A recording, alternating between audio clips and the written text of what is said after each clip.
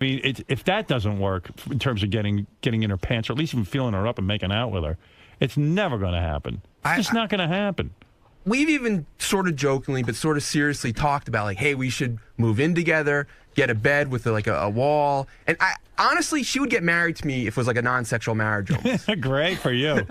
Oh, that's what you want to be in, a non-sexual marriage. Well, soul-wise and brain-wise, I'm happy. I mean, she's real pretty. Certainly the prettiest girl you'd ever date. I've dated a lot of pretty girls. Pretty girls before. No, We've seen other girls. But not, Howard, every not time as good as this, though. All right. That blonde was pretty cute. Yeah, she was and real Sheila cute. And Tracy. Sheila was cute. But this one's a prize. And she was in a band that almost made, that made it without her, but she was in it. Well, let me hear some of this music, because he also says that she's so incredibly talented that the world should know her. Yes. And leave out Billy Joel, but it's like Katy Perry, Lady Gaga. This girl's the next one. Wow. All right. I need to hear this. Aren't you afraid by promoting her? Let's say she is the next I thought of exactly what you're saying. You're going to lose She's going to blow up today. Right. And she's going to probably go on a tour and everything. Yeah, maybe I will, but that's not, it doesn't matter. Right. Oh. I swear, every time she looks at you, it's almost like she's saying, why can't I convince myself to love this guy? It's good lighting in here, though. He looks good right now. He looks good, right? Yeah. Yeah, but you can't always depend on that lighting. Right. Can you carry that light we could around get that for the apartment. everywhere? TV, can you light Benji's apartment so he looks like this? Hey, he doesn't look bad sitting there at his job, right? Yeah, he looks pretty cool over there. Well, you know what it is? A guy's always sexier at his job. It's true. Stare at him, stand up and look at him a little bit so that you can see. Does he look? It's a good presentation right now. Right now, right? Yeah. Problem is when he gets out of that seat, yeah. He looks kind of fucked up. He doesn't stay there all the time. Yeah. Huh. You're looking, right? I see you looking, trying to be attractive. You're trying to find it. It just sucks because the guys that I think are like so hot, they're such jerks, you know? Right. So it's like really messed up. Yeah. Well, force yourself to love him. I'm trying. Okay. All right, that's good. Marianne, who used to be Benji's obsession. This is another girl. Have you ever met her? I love Marianne. Yeah, Marianne, she's awesome. yeah. Hi, Marianne. Hey, Howard. Hi, Lisa. Hey, Marianne. So, Benj, I love you. Oh. This is Marianne part 2 plus a guitar. Okay? I mean, it's not happening. Right. Marianne, explain to him, why didn't you fuck Benji? He worked on you for years. Okay. He is so sweet. We're like best friends now. Like we go to each other's family holidays, but that's what I wanted the whole time. But it took years to get it to the point where he could just accept it as that. But like, I'm like her. Like, I like the hot guy. I go for the bad boy. You know, if someone just automatically wants you and falls for you and you're sort of an obsession, the minute you sleep with them, that's gone. Marianne, was there anything Benji could have done to become the bad boy, the one that you would have wanted? Oh, God.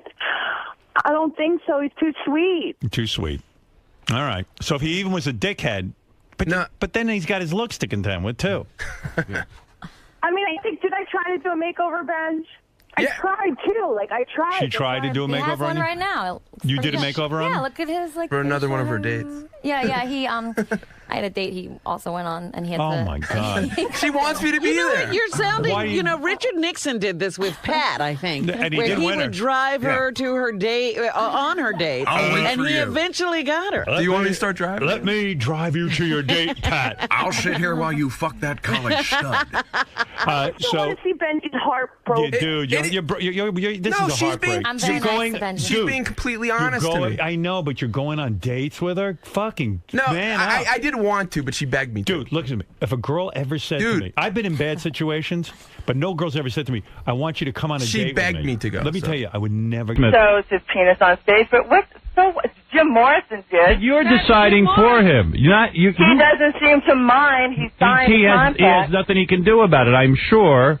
Well, if it would have caused him extreme embarrassment or done anything that was out of the norm or changed his character or personality or harmed anyone, the judge wouldn't have said, look, you guys deal with this, or I'm dismissing it. Is it fair to wasn't say, that rude. Is it fair to say that if any man makes love to you or shares intimate thoughts with you, that you will tell all the secrets and you will show all the pictures that you take in private? Absolutely not. Steven Tyler is not all men. Do you think that nobody else bullies me and whatever. Do you think that Steven Tyler? Do you think that? Do you think that Steven Tyler really wants that picture out there? I've seen the picture. It's not complimentary. But it's not that bad either. It's kind of funny. It's campy and it's funny.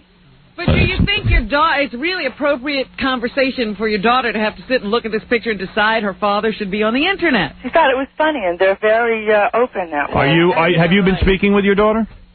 Of course I speak to my daughter. Didn't you have isn't there an estrangement right now? Oh, my God, she's 21 years old. She's, every other week there's a mood. So don't you think that your daughter might be hurt by taking her father and putting naked pictures of him on the internet? No, she wasn't. She thought it was cute and funny, and she knows I need to survive. She knows I need to start some kind of business. She knows I got nothing in a divorce, and she knows I don't want to run out, just get married, find somebody, start over. I want to do something on my own. No, the problem I have is that, yes, you want to start something of your own, but this isn't starting something of your own. This is just taking somebody else and putting a picture out there that he would prefer not to have out there. He didn't say anything about he prefer it not be out there. And is a picture of your ex-husband really a business? Is this really going to turn into a business? No, but no, it's just an introduction. It's just an opening. It's just like it's a funny thing. So after the Steven Tyler picture, what do you do? Maybe you can get a picture of me naked that I don't want published. What is it, Well, Gary? I have photographs of a lot of my friends, and I don't do, and in my book as well, I don't talk about everyone I know. You just do what you do with the people that you know you can do it with, and it's okay.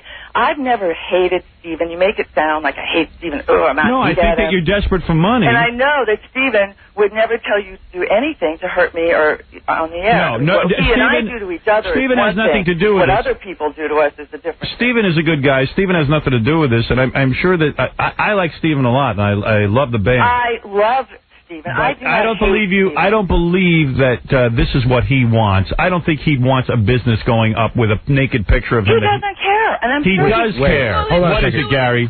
We did a pre-interview with you, Surinder, right? Yeah. Surinder? Yeah. We did a pre-interview with you where you told our researcher that you and Steven agreed to stop suing each other for him to be able to use the picture. So why are you guys suing each other? Why would he sue you to not use a picture? You're not being totally... Because he hadn't seen it yet, and it was in the paper. It was in the New York Post, and it was pornographic. Now that he's been forced to let you use it, he's going around saying... He wasn't forced. It's not so bad. He wasn't forced. Didn't you say that you brought it before... You're twisting everything. Didn't you say you brought it before a judge, and the judge was going to dismiss Steven's suit?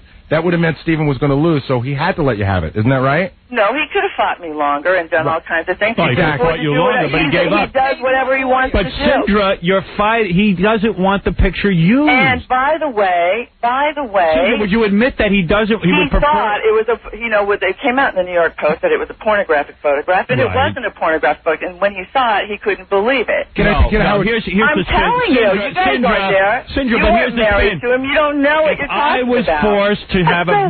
If I was forced to have a naked picture shown of me, I would probably say to the New York Post. Steven Tyler was not forced. Yes, he was. You took him to court. He wasn't putting it out there. He doesn't want it out. You refuse to see that he doesn't want it out there?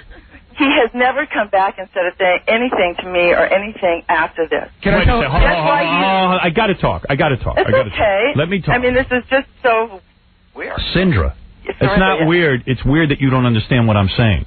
Well, you're trying to tell me that, I'm being so mean by putting a new photograph of poor Steven out there. It's such good publicity for him. He's got a new album coming out. He needs this. And he loves it, yes. No, he doesn't. He fought you on Any this. publicity for him in the band is good. Sindra, you got to be completely delusional. When did you become Aerosmith's publicist? Yeah, when did you decide what's good for Aerosmith? Trust me, I'm in show business. This isn't good for the guy. And what he's doing is he's putting a good face on it. He has to... He's putting a good face on poor Steve.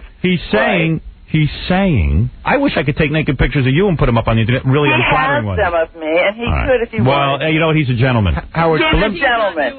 He is a gentleman. Right. You know him so well, Howard. I don't know him well, but I know he's not taking your pictures that he took. He doesn't have to.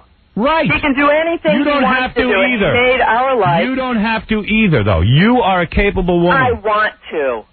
Well, so you want to ruin him. You want to ruin him.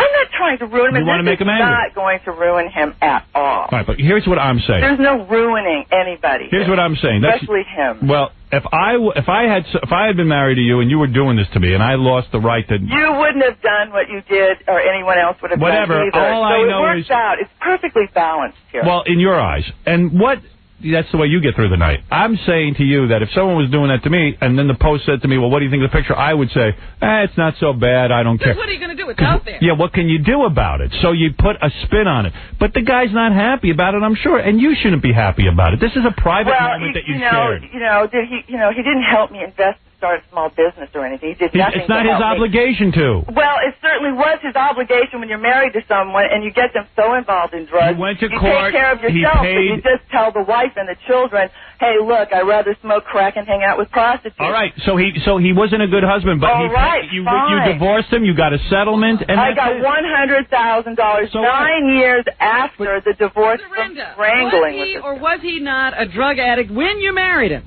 Yeah, well, who knew it? 23, 24 years old. Didn't you meet him? Didn't you meet him and he was throwing up backstage? And no, he was coughing blood from singing. But Howard, can I just say one thing to Serinda? Serinda, can I just say one thing to you? Yes. Okay, so you got the picture. Stephen sues you. The case is dismissed. Don't you think... It wasn't dismissed yet. We decided it was, but don't you think Rubenstein went in and talked to his attorney, my attorney, and then... Don't you think at that point Stephen saw the picture and said to himself, you know what? Why should I waste any more money on this? He's throwing money at it. He probably saw the picture. It wasn't as bad as he thought. But I don't think he wants it out there. A lawsuit to him is like getting up and having a cup of coffee. I don't think Stephen wants a picture out there. I just think that it's not worth spending more money on. People act like you're best friends. Because he fought you on it. He sued you over it. Of course he doesn't want it. That was before he even saw the photograph. Delusional. What's the difference? Because, of course, someone said, hey, some attorney, somebody said, let's make another buck off Tyler, and let's just sue her. Don't call her up. Don't talk to her about it. Let's not just look at it and see what the deal is. Sindra, I have no sympathy for you. I know that I was married. We had many intimate moments together. This is different. You and your wife lived a very private life, and you didn't exactly do the same things to her that were done. It does, it's a whole nother ballgame. I say at some point you let go of the past. Well, absolutely. You say, you know what? This is a great way to let go of it. No, it's not. And forget about it. No, it's not. It's not your classy. therapist tells you one thing, mine tells me another. It's not classy. It's not classy. Well, it's not classy to have someone hung up in courts for years and years and years, living in New Hampshire and doing whatever, so you can do what you want. And after 9 years, when the woman is taking care of your child, or a husband for that matter, if it were turned around, and they're living there and you're getting everything together and you don't care what happened to them. You go to every hospital, you take every bit of care, but you leave someone behind without any attention whatsoever, without any responsibility toward them. And then after 9 years, they finally, after living on nothing, and taking care of your child while you're... I'll respond to that. I think you're building your life around this guy. Not at all. Yes, you are. You're saying that he's responsible for your financial well-being. I don't life, Howard. I say... Stephen is so behind me, but this is something that I... Stephen did this to me. Stephen did that to me. So now I'm building my life on Stephen. I'm writing books about Stephen. I'm showing Stephen... My book. You didn't read the book because my book is obviously not about Stephen. Stephen is an additive to the book. Yes, I used the book to sell the book, but it's a New York book. About growing up in New York and hanging out. Stephen is part of my life as well. All right. Well, listen. I mean, I have a right to, get rid of what I've got and do it the way I want to do it. And I'm so far beyond Steven Tyler as any kind of anxiety or anything, because I've dated and been with other people since then and have a complete life. I raised our daughter. I got her through school. I had to go every year to family court to get him to pay the school every year. Fine, but I still don't understand. I don't care if the guy murdered 17 people. Why show a naked picture of him? Well, if he murdered 17 people in my family, I have a right to go and try to recoup something from it. But he didn't murder anyone, did he? Well, I didn't bring up murder. You did. Right. Well, but that's my point. You can really murder a relationship. You can certainly murder. When a guy, you can murder a person without actually touching them, and if you want to drive them to suicide at some point. All right. Well, you have your point of view. I disagree with it, but you're entitled to it. That's okay. I mean, that's what America's all about. Right. Being a real New Yorker, I love it. I can take it. But to think that, anyone's attacking Stephen, there's any poor Stephen involved here. Well, I believe he is being attacked, but that's my attitude toward this thing. Your therapist is really into you staying this victim. Let me see. No, there's no victimization anymore. There's none whatsoever. Let's see what the audience. Well, maybe the therapist wants to get paid. So maybe this is a way to get paid. Yeah, well, he can go and. Yeah, this is his way of getting some money. Well, every lawyer in town gets money off Steve Tyler. Just that, get mad at someone before he even does anything and checks it out. Kevin, some lawyers you're on get the air. A new extension on his house. Howard. Yes. hear a giant sucking sound coming out of that radio station. Everybody in their bank want to hold on to their wallet. She's probably going to find a way to suck some money out of you guys, too. Well, I don't know. Let me tell you, I don't get the whole thing. I'll be honest. Cinder's entitled to her point of view, of course, but it seems to me a very low way to make money. Yeah, the whole thing she's saying is like, you know, I need to recruit. You know, Steven didn't do this. Steven didn't do that. Well, she's an adult. She needs to learn how to handle herself. Yep. And it's like, and not try to suck money off of, you know, and try to suck money out of people that, you know. Well, I believe she's entitled to child support. She's entitled to a lot of things, but I don't think you get it through showing a naked picture of a guy. No way. And if the guy has been paying whatever he was supposed to pay, then that's it. Yeah, it was like, I agree totally what you're saying. Is like I said, though, but everybody in their best hold on their wallet, because she'll probably find a way to suck some money out of there, too. Sindri, you see what these people are saying, Well, right? yeah, because look where you drove them to, but it doesn't matter. Steven hasn't given me money in years, and I've gone on. I've certainly moved on and met other people and dated other people. Here's Keith, your lawyer. He wants to do it. Well, there's a good man for you. All right, Sindra's lawyer. This is Keith. Keith, go Hi, ahead. Keith. Good morning. Keith, do you see my point in any of this, or am I crazy? Your point, Howard, but you have to understand one other thing. At the time that this picture was released, Steven had an injunction. He voluntarily gave up the injunction. Well, of course. No, the injunction was in place. It wasn't as if the judge said the suit is going to get dismissed and you could do whatever you want. Well, didn't you guys agree not to sue him anymore and he won't sue you, that the business would all be over if he gave you this picture? They put that in as a condition of the release. Right, of course. You know, that's lawyering. Wouldn't you say that is a pressure situation? No, I don't think it's. Keith, you're a lawyer. Don't you think he would have preferred that this picture not be released? No. You don't. You think he's happy about it? He had the ability to keep the picture from being released. So you think he likes this? I don't know the man personally. You know the man. I do, and I know he doesn't like it. I know he doesn't like it. Well, that's from your understanding from what he had told you, but my understanding for what the outcome of the lawsuit was that he said to his lawyer, let her do whatever she wants with the picture. Yeah, he's exhausted from it already. What's that? He's probably exhausted. He wasn't exhausted. He won the case. The case was virtually over. Well, he probably got a feeling that this was going to go on. This was going to go on and on and on. Not at all. No, I don't think so. I think Steven as well as I do. Yeah, you have to understand another thing too. So he's happy. You're telling me. You went through a divorce, Howard, right? Yes. Or you're going through a divorce? Yeah, I'm done with that. Yeah. Okay, but you did the right thing to your wife. You had 3 children with her. Right. You didn't fight her tooth and nail. Syringe is an innocent woman here. She didn't do anything wrong to this guy. No, he left her high and dry. I didn't say that. And no, but you have to understand. But didn't this man pay what the court asked him to pay when he left his wife? Well, I wasn't involved in court to get him to pay anything. Keith, he paid. And he pulled her out of school before she even graduated high school. I think that in order to really understand the situation here, you have to understand the situation that happened in the divorce, because I think there was a lot of things that went on there. And again, I wasn't. All right, but is it right to release? Let me ask you as a human being. Forget about all the legal crap. Okay. Whatever you and your wife go through, and maybe she's not happy with the settlement, maybe you're not happy with the settlement. You know, in settlements, people are never happy. Both sides are hurt. Absolutely. Okay. Especially when you got to give up a lot of money or not a little money. Everyone has their opinion. Or you don't get a lot of money. There's always something. At what point, as a human being, do you say, you know what, I got a naked picture of when times were good, when we were together. This is something that was private between us. Provincial as well. Come on. Wait a second. Maybe the guy doesn't. You've seen the picture. It doesn't come out well. He doesn't look good in the picture. He doesn't look that bad. He looks really young. He's just thin before he started working out. It's like, hey, man, before and after. He's working out now. Well, okay. That's your decision. You're making it like so. Let's see what Howard has to say. Rock and roll. It's real rock and roll. It is. You're in rock and roll now. So, I don't know what rock and roll you're in. How do you know what rock and roll is? I don't know. I'm in about 5 or 6 books. I guess I'm in some history. Books is rock and roll? She made the books. Chronicle the books. She's in rock and roll. She was married to a rock and roller for 9 years. No, being in rock and roll is... sleep with a rock and roller. You're in rock and roll. Evidently. Well, whatever. But here's my question. And what I would recommend to Steven is he should put up a website tomorrow and put out this picture for free. Well, so no one would make any money off of it. But you know what the truth is? Well, he's not really evil, though. You see, he really doesn't hate me like you would like to think he does. No, I don't think he hates you. I think he's disturbed by you. Well, you know, because I'm asking Keith the question, Keith, as a human being, when you have some, you obviously know this is a private picture, Tom don't Hamilton you, Keith? and I were the only 2 people who felt, you know. Keith, when you have a private picture between you and your wife when times were good, I'm talking about decency, especially if you have a child between you. Don't you keep that picture private?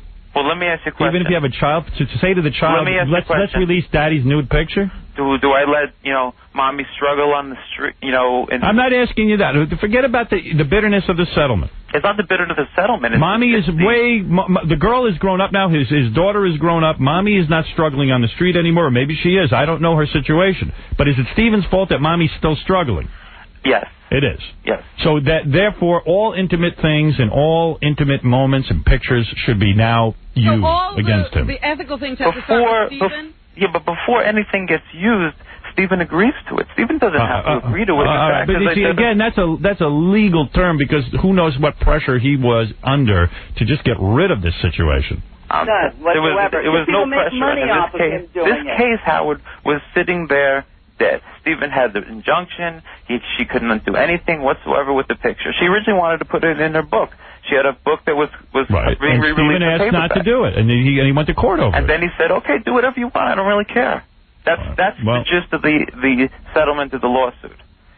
He could have said to her. You don't think that she might be an albatross to him, and this is his way of being done with her already? Well, that may be how he perceives her, but you know what? They had a marriage together for 9 years. All right, so you approve, as a man, not as a lawyer, but as a man, you approve of intimate moments, pictures between a man and a woman when they were intimate. No, you know what I approve of? Go ahead. I approve. I know of Stephen paying bills and all that. Yeah, I approve of Again, that. you're not happening to you. In other words, if there's naked pictures of you and if you and your wife, you approve of this. This is the way to go about it. Lawyers send me flowers. In other words, blackmail is the way to go about it. Isn't it sort of? Is it a blackmail? No, it's not a blackmail at all because Stephen gave the go-ahead to use the picture. Nobody held the gun to his head to say, look, if you don't... If Stephen didn't call you and say, hey, you got that picture, why don't you release it? Yeah, no, Stephen didn't do that. The way it worked was this. Flowers every single year with a wonderful and beautiful card. I mean, it's not like he hates me or anything. Well, you share a daughter together, for Christ's sake. Well, I took care of her, and he had to, It looks like you hate him, though. I'll tell you that. But I went on the website and saw the picture. The picture is not flattering to him. Well, let me ask you a question, Howard. Then why? And I can't speak for him because I've never spoken to the man. You know him very well. Why? I don't know him very well. There was no. I'm telling you, as a lawyer, and you could believe me, or you don't have to believe me. There was no pressure to his for him to release this picture. There was nothing going on. I know he fought it for many years. The case was lying there, and you know what? One day I called up the lawyer, and I said, "What do you want to do with the case?" She goes, "Well, let me talk to my client." And he said to her, and she got back to me and said, "Do what you want with the picture." I said, "Okay," and the realm of Serinda's use of it. He surrendered. He surrendered, but he was winning the battle. All right. Well, that's what you say. No, true. Confirm it with him. All right. I will. I'll ask him. I hear you. But you know what? The whole thing stemmed from here is, you know what the truth is? If he treated her like you treated your wife, your estranged wife, then there wouldn't have been a problem. So then it is revenge. It's not revenge. It's desperation. You just said it was. It's not revenge. It's desperation. All right. Well, it sounds like revenge. Yes, everything's fair because Stephen was bad. Yeah. No, everything's fair because he agreed to it. If she would have just went and did it, I think that there would have been a big problem there legally, ethically, morally. Let's see what the audience thinks. Let's go to Jeff. Well, Jeff. we know what they think. You've already tainted them. Well, how have I tainted? I gave you just as much time as me. Yeah, but, they're going to they believe everything you say. Well, what I say, I believe. That's all. Right, it's my opinion, honey. That's all. New York. I love this very much. All right, Jeff, go ahead. Very cool. If she says she's not trying to make money off him and the book's all about her, why is the title Living on the Edge? My Life in Wild Times with Steven Tyler. Right. Well, of course. It's all about Steven. It's marketing, and it's not all about Steven, the book, but I certainly I read the book. Sell it. Gosh, there's about a chapter about her life before Steven, and the rest is about Steven. Right. All right. You know what the truth is? Yeah. Hello? Yeah. The truth is that, Serinda has to do what she has to do. Okay. And Steven can do what he has to do. And the truth was, so that both of them can live their lives, this is what the outcome of the lawsuit was, and that's the end of it. We didn't start the lawsuit against him, and voluntarily, without any duress whatsoever. Let's go to Mike. Mike, go ahead. Mike, what's up? Say what you want. Hi, the only question I had for her is she said she wrote books and she's authored all this. Are your books all about your life with Steven? Yeah, well, it's pretty much about Steven. That's what most people are interested in. Okay, so in other words, then her talent is just cashing in on somebody else's name. Well, she claims she's doing it because... she has to. She has to. Howard, can I give you a hypothetical? Sure. I just, I don't want to keep bringing it up, but let's say that you and your wife, or not even you and your wife, a celebrity and his wife, and they have a child together. And that celebrity, you know, came into a lot of money and was... Yeah, but they became... No, during the marriage, she was 9 years with this guy. Right. And let's say that celebrity said, you know what, I'm going to screw this girl to the wall. I'm not going to give her a penny. You know, there was some funny business going on with the lawyers back and forth in their divorce, and she ultimately gets really, really nothing. Nothing. And you see that your ex-wife, who you have a daughter with, is struggling and struggling and struggling. Wouldn't you, as a man, say, all right, here's a couple bucks here and there? I don't know that this is, you know, but this is not necessarily. This is your version of the story. No, I'm asking you a hypothetical. Here's my version of the story. There are men and women who get divorced. Yes. Here's a hypothetical. A guy's married to a woman for 10 years, okay? All right. They get a divorce. At the time, they don't have a lot of money. The court decides what is fair in terms of child support and what is fair in terms of the split up, in terms of the assets. Well, the court didn't do that Next with year, us. a year later, the woman becomes a superstar singer and makes $80 billion. I'm not entitled to that. I'm no longer married to the woman. That's right. People in this country think... People now think... The ethical, the moral, no, and all the things that people go in with this it. country now think that for the rest of their lives, because they went out with somebody for 10 years, that now that person is responsible, like a child, to take care of that person for the rest of their life. We're not talking about legal responsibility Well, here. I'm If we're talking about about legals, then there's no problem with her doing what she's doing with the picture because she has the legal entitlement When you to do take it. a picture of a guy in an intimate moment that was meant for the privacy of the two of you, I say as a human being, you don't go that far. And I say one human being needs to treat the other human being like a All right, we have a difference of opinion, but all right, Cinder, let me give you a wait plug. a minute, Howard. I never tried to sue Stephen after his windfall and his comeback and all that about any of that money. All right. This was only about the money during the 9-year marriage, and we never went to trial for the divorce. Whose fault is that? I was sitting up in New Hampshire with why don't no you electricity. why don't you tell Howard about the situation zero. with your lawyer and his divorce? All right, well, listen, I don't want to get into the whole divorce. Yeah, it's so well, I don't know because the other, and also because the other lawyer isn't here to defend himself, and I'm not a court.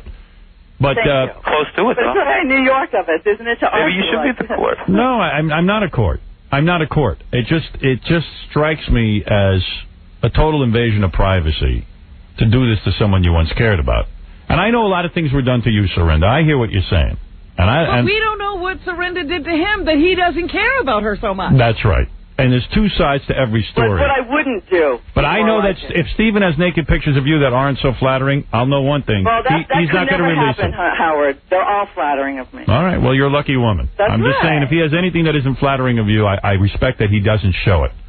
That's the right thing to do. Well, he doesn't have to do anything he doesn't want to do. That's you know the guy's an entertainer, and you know that the guy, everything is his image, and, you know, listen, this is going to obviously hurt him. I don't think everything is his image. You know, the music stands pretty much for itself. Howard, do you think this is going to hurt him? Pretty wild. I think it's going to hurt his feelings. I think it's also going to embarrass him. I think but even Surrender is saying she would rather not do this if she were in different circumstances. So you are willing to... Well, in a way, of course. I mean, you know, in my book, I don't talk... ordinarily do. This is something that Stephen doesn't want. But you're going to do it anyway. Keep speaking for him like because you just said it yourself. You feel bad doing it, but this is something you have to do. You just told Robin that. At all. You just said it. You don't even hear yourself. No, I don't feel badly. You wish you didn't have to do it. You said Stephen doesn't have to because he's got other means. So you're forced to do this, but you know it's wrong. I don't think it's wrong. I don't think it's wrong. If I felt it were wrong, because that was our whole thing in our whole relationship, is I said I would be the voice of the right, and, you know, he didn't want to hear it. I mean, for me, I don't really feel it's a bad... You were the sensible one, he wasn't, I see. Well, somebody had to try to... Of course. Mickey, you're on the air. Yeah, Howard, you are totally wrong. I'll tell you why. Who is wrong, You have become jaded. You are a very wealthy man who has forgotten what it is to be poor. No. No, this is survival. Let me tell you something, dude. I grew up as poor as anybody grows up. I grew up in the worst goddamn neighborhood there is. And you know what I did? I didn't wait for somebody to sit and tell me how to get out of it. I figured out a way. World. It's a man's world, and I don't care if it's a man's world or not. For a woman to survive. Let me tell you something. You were good to your wife, but he was not. You do not survive by taking naked pictures of somebody and put them on the web. Excuse me, in survival, the real world, Howard, you do what you have to do to put bread on your table. And you have forgotten what that's about. There are things that I did, and there are things I don't do. And I'll tell you one thing. I don't care how bad times got, I wouldn't take naked pictures of my wife and stick them on the web. Howard, let me tell you something. You're a very sensitive guy. You would have probably broke down and cried if you would have been suffered the way she suffered from this guy. This guy was a good for nothing. I had to marry a guy who had a lot of problems. And I had it just as bad as she did, and I didn't sit and cry, dude. I sat there and worked. That's the difference. But she made a mistake. She married a son of a bitch, but now she has to survive. And the real world is, you ask what the real world is. The real world is when survival comes, all ethics go out the window, and you do what you do to take care of your daughter. Howard, if you didn't have money, you would do the same thing for your three. That son of a bitch was a garbage man. She'd have been on her way already and found herself another life. Yeah, I don't agree with you, sir. I don't agree you do anything. Go ahead. I'm in the office. And a garbage man, he'd be willing to step up to the plate and help her out. I'm in the office. I'm arguing this out. I'm like steaming as I'm listening to this. And here's the thing. Serinda, you had one child. She's like 21 now. Yeah. So how come you just don't get a regular person's job? Well, how do you know if I don't? What are you talking about? So if you have a regular job, how are you not surviving? What if I want to build my business on my own so I don't have to work for somebody else? But that's not surviving. That's not getting what you want. Gary, you are a macho Italian who thinks that all women can do what all men can do. She's perfectly capable of working and probably being very productive and leading a normal life that is not Stephen's life. Not Stephen's quality of life, but still a very good life. You know, we're arguing over about this picture, and the truth is he doesn't really care because he allowed us to do it. Why don't you let the public look at the picture and see what they think? I just know a guy who fought it for a long time. He didn't fight it for a long time. Let everybody dial up that internet site. What's that? He's not on the air promoting it. I bet he's online right now. Yeah, he's my best customer. Are you kidding? You think he's on there every night? Do you think he likes to look at it? Yeah, of course. What, are you kidding? I happen to know. All right, we have a difference of opinion, but that's okay. Let's give out your website. Didn't you like the way they did it, Silverlight Productions? I didn't like it. I'll be honest with you, Serinda, I didn't like anything about it. Oh, come on. I didn't. I don't have the money you have to make it really big and beautiful. Everybody's counting my money. Everyone's counting my money. Count everyone's money. Everything in this country is about, your money, your money, don't get any more sponsors, Howard. Don't have any more commercials. Honey, I ain't doing it selling naked pictures of Steven Tyler. Well if you have one, maybe you would. I'm not. Maybe the way you make it is a little different than the way you used to make it. Well, hey, I always made it the same way. I've always been honorable. If somebody wants to come on my show and be naked, they know they're going to do it, and they know that they want to do it. You get the permission of them before you do it. Before we do it. Permission. So why is this any different? Okay, whatever. I see a difference, but we don't get the picture first, and then see if you want to give permission. Right. Well, he could have seen the picture first without ever doing anything. Well, all right, listen. Of course, somebody else had to make a buck off of him. And while he's sicking his lawyers all over her, she doesn't have money to pay for lawyers to do all this. Well, she doesn't have to bring it up. She could just go out and get a regular job. I have jobs, and Honey, I do work. I need listen, to build people my business. you talk about my business. I went out and took a job for $96 a week in radio and built myself a career. That's what you got to do. Well, good. Give me a job on the radio, Howard. Give you. Nobody gave me a job. Well, I went out and earned it. I can prove myself. I have an entire resume of What radio else should I work. give you? What give you? Well, I work for everything I have, Howard. All right. She worked for 9 years in the marriage. Howard, 9 years counts for something. You know it does. You know it does. And she deserves to be treated better than the way he treated her on the way out of the marriage. Of course, but he didn't. So that's so what you get. So then you get a naked picture of you on a website. Then he should have acted a little differently. All right, so it's blackmail then. It's not blackmail. If you don't act right, is it blackmail if you say to someone, if you don't act right, I'm going to show a naked picture of you? No, absolutely not. Would you take the kind of crap she took off? It's not if you don't act right, I'm going to show a naked picture. What? What's that? I didn't hear what Robin said. I don't know. Listen, it's an endless argument. No, you take the crap off of a Steven Tyler because he's Steven Tyler, and then you get pissed when Steven Tyler dumps you. Right. No, but you don't that's not it at all. Robin, I can't believe it. This is not some guy. This was my husband for 9 years and the father of my daughter. So there's a lot more involved here than just, hey, there's Steve, let's just mess with him. Yeah, but you say he was a crappy husband. Well, when you're a psychotic and on drugs, I did everything I could to help him. So she gave up 9 years. Maybe, you know what? Maybe she could have. Maybe she could right now have a successful career in radio if she didn't waste the 9 years with him. So why is it a waste? What's that? Why is it a waste? That's what she chose to do. That's her decision. Exactly, but she gave up 9 years of her life for him. What do you mean gave up? She did what she wanted to do. And did everything I could to help him. What is this? You gave up your life? A lot. No, she did it. She didn't give it up. Yeah. She chose to do that. Right. And I would have loved to spend 9. I would love to spend 9 years with somebody supporting me. But Howard and Robin, don't forget, I gave up my career, my little things that were going. They weren't as big as his because he promised to make sure that it was okay for me to do that, and he wanted to have All a right, child. that's a fair discussion, but you know what? Listen, how about this? Why don't we end on this note? I don't hate Stephen at all. I don't hate him. All right. I'm not attacking him. All right, here we go. I'm really just getting rid of old stuff. If you want to order Syndra's book, Serinda rather, Yeah. Serinda's book, Dream On, Living on the Edge with Steven Tyler and Aerosmith, and to see Steven Tyler's penis. SerindaFox.com. CYRINDAFOXE.com. And let me tell you, this is some advertisement for marriage. I just watched the Doug Goodstein wedding, and I'll tell you, and counselor, I bet you would say to every guy and every woman, before you get married, realize you're entering into one of the worst contracts in the world. I wish I had a contract when I got married. Oh, I bet you do. I had something. That the contract is a 50-50 split these days, isn't it? All right. Or whatever. A prenuptial would have been wonderful. Now, and women wonder why men won't get married anymore. Yeah, but the fact is that you're saying Stephen wasn't responsible for anything he did, but somebody let him sign a marriage license anyway. Right. He shouldn't have signed it. The whole contract should be null and void.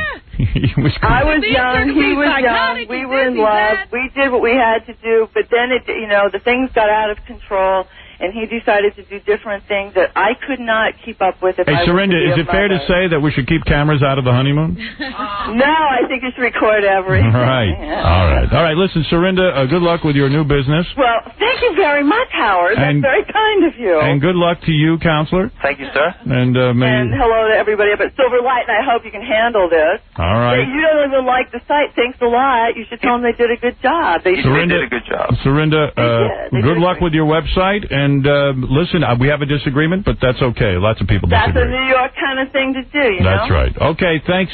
Thank you to, I don't know your name, the attorney. Keith Rubenstein. All right, Keith, thank you. My man. All right, there's Serinda Fox and Keith Rubenstein. Thank you.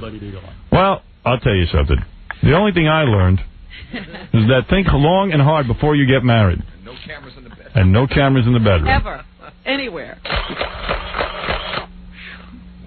And in all fairness, Steven Tyler isn't here to tell me whether he's happy or not about this picture. I would suggest that he's not, but Serinda tells me differently. So I would think he'd put it out himself if he right. wanted to. Mm-hmm. It is a picture of him. Yes, it is. God. I was thinking, well, never mind. All right, anyway, so that was spirited. That was fun. Whee! Too much.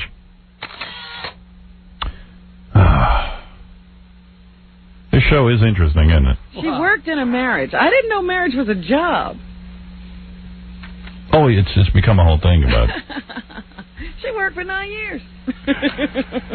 Yeah. Well, anyway. I bet you got a job after you got married to support yourself. I'm trying to remember if there are new photos of me somewhere. Well, one thing about me and my wife, we wouldn't do that to each other. I know that to this day, to the day I die. Yeah, but at least you were sane when you right. took up all this stuff. Right. I question the state some of these people get married in, but they'll let you get married in. They won't let you drive, but they'll let you get married. Yeah, marriage is they should let you drive before they let you get married. Absolutely. All right, let's take a break, and we'll be back right after these words. Hey, this is Fruity Nutcake, the rapping granny, and I've got a few lyrics for Howard Stern. Now, when God made Howard, he could have been meaner. He made him 6'10" with a 2-inch wiener. Robin Ophelia Quivers, queen of the K-Rockers. I'd love to trade in my sex for her pair of knockers. Now, who's that smelly, fat, brown, toasted monkey? They call it Gary, the Stern Show flunky. Now, Fred's terrific for what I've seen, long as he keeps taking his Thorazine. Now, the Howard Stern Show is quite a hit. It was even better when Jackie quit. Now, some of the girls jump Casey Bones, but Fruity Nutcake wants the Casey Jones. This is Fruity Nutcake, rapping granny, and now I'm gone. This is a wonderful show, and I love Howard Stern. This is. Oh, this is great. Oh, okay. Oh, you mean Howard Howard Stern? Yeah, the Howard Stern Show. All right, Booby. Jackie, Way Too Many, Heineken Martling. Tomorrow at 12:30, signing his new CD, F. Jackie, at J&R Music World, 25 Park Row, Manhattan. Friday at 6 p.m. at Strawberries and Danbury. For jokes and CD signings and info, visit jokeland.com. How'd that go yesterday? Yeah, not too good. Not too good? No, it was a great time, but there's not many people, 50 people, something like that. For the new CD, only 50 people? That's all. Well, it just came out. Maybe you should have given it a week or two so that it could build. You're funny. It was pouring rain. It was a lot of rain. It was a bad day. It was the rain. It snowed. It snowed. Really, the rain was bad. It was coming down in buckets Yes, here. they said, like 2 inches in a very short time. Yeah. Well, that's Jackie's karma. Hey, as Rick D says, what goes around comes around. An old couple sitting in the living room. The wife says, let's go upstairs and the husband says, I don't think I can do both. Jackie on a roll with his new CD. Some drunk comes stumbling out of a bar. A nun's walking down the sidewalk. He punches her in the stomach. Before she can say anything, he smacks her on the head. She goes down. He kicks her. He picks her up. He smashes her up against the wall. He says, you're not too tough tonight, are you, Batman? There you go. Jackie, is that from one performance or many different ones? That's from one performance in Andover. Oh, my God. Now, is the Don't faint CD Quivers. itself one performance, or is it a compilation? Yeah, there's a little stuff stuck in there, but it's mainly one show in Andover. I see. Mainly. One main show. And he says he didn't sweeten the audience. I don't believe him. President Clinton's flying over the Everglades in a helicopter. He looks down and sees 2 white guys pulling a black guy on water skis. He says, I like that. I like to see whites and blacks recreating together, especially here in the South. Pilot says, Mr. President, you sure don't know too much about alligator hunting. That's funny. See, that's the joke, man. We got to pull some more. All right, good for you. What is that, Jackie? We can't play those same ones over and over again. No, I like it. Why? It's fun. Find 3 good ones. We got to do it. There are 78 minutes worth of I know. stuff. So Jackie's got a new CD. Thank you, both. And there it is. And he'll be doing another signing, right? All right, so George, yes, he will. I think it's going to rain that Thursday. And Friday and Saturday and Sunday. You're doing a lot of them. Oh, okay. He's really getting behind He's this on album. a tour. Yeah. It's fun. He's very proud of this one. I really am. And the Perfect 10 girls were there with you yesterday, and you only drew 50 people? Yeah. Boy, that must have been embarrassing in front of them. Oh, my gosh. Oh, yeah. Oh, dear.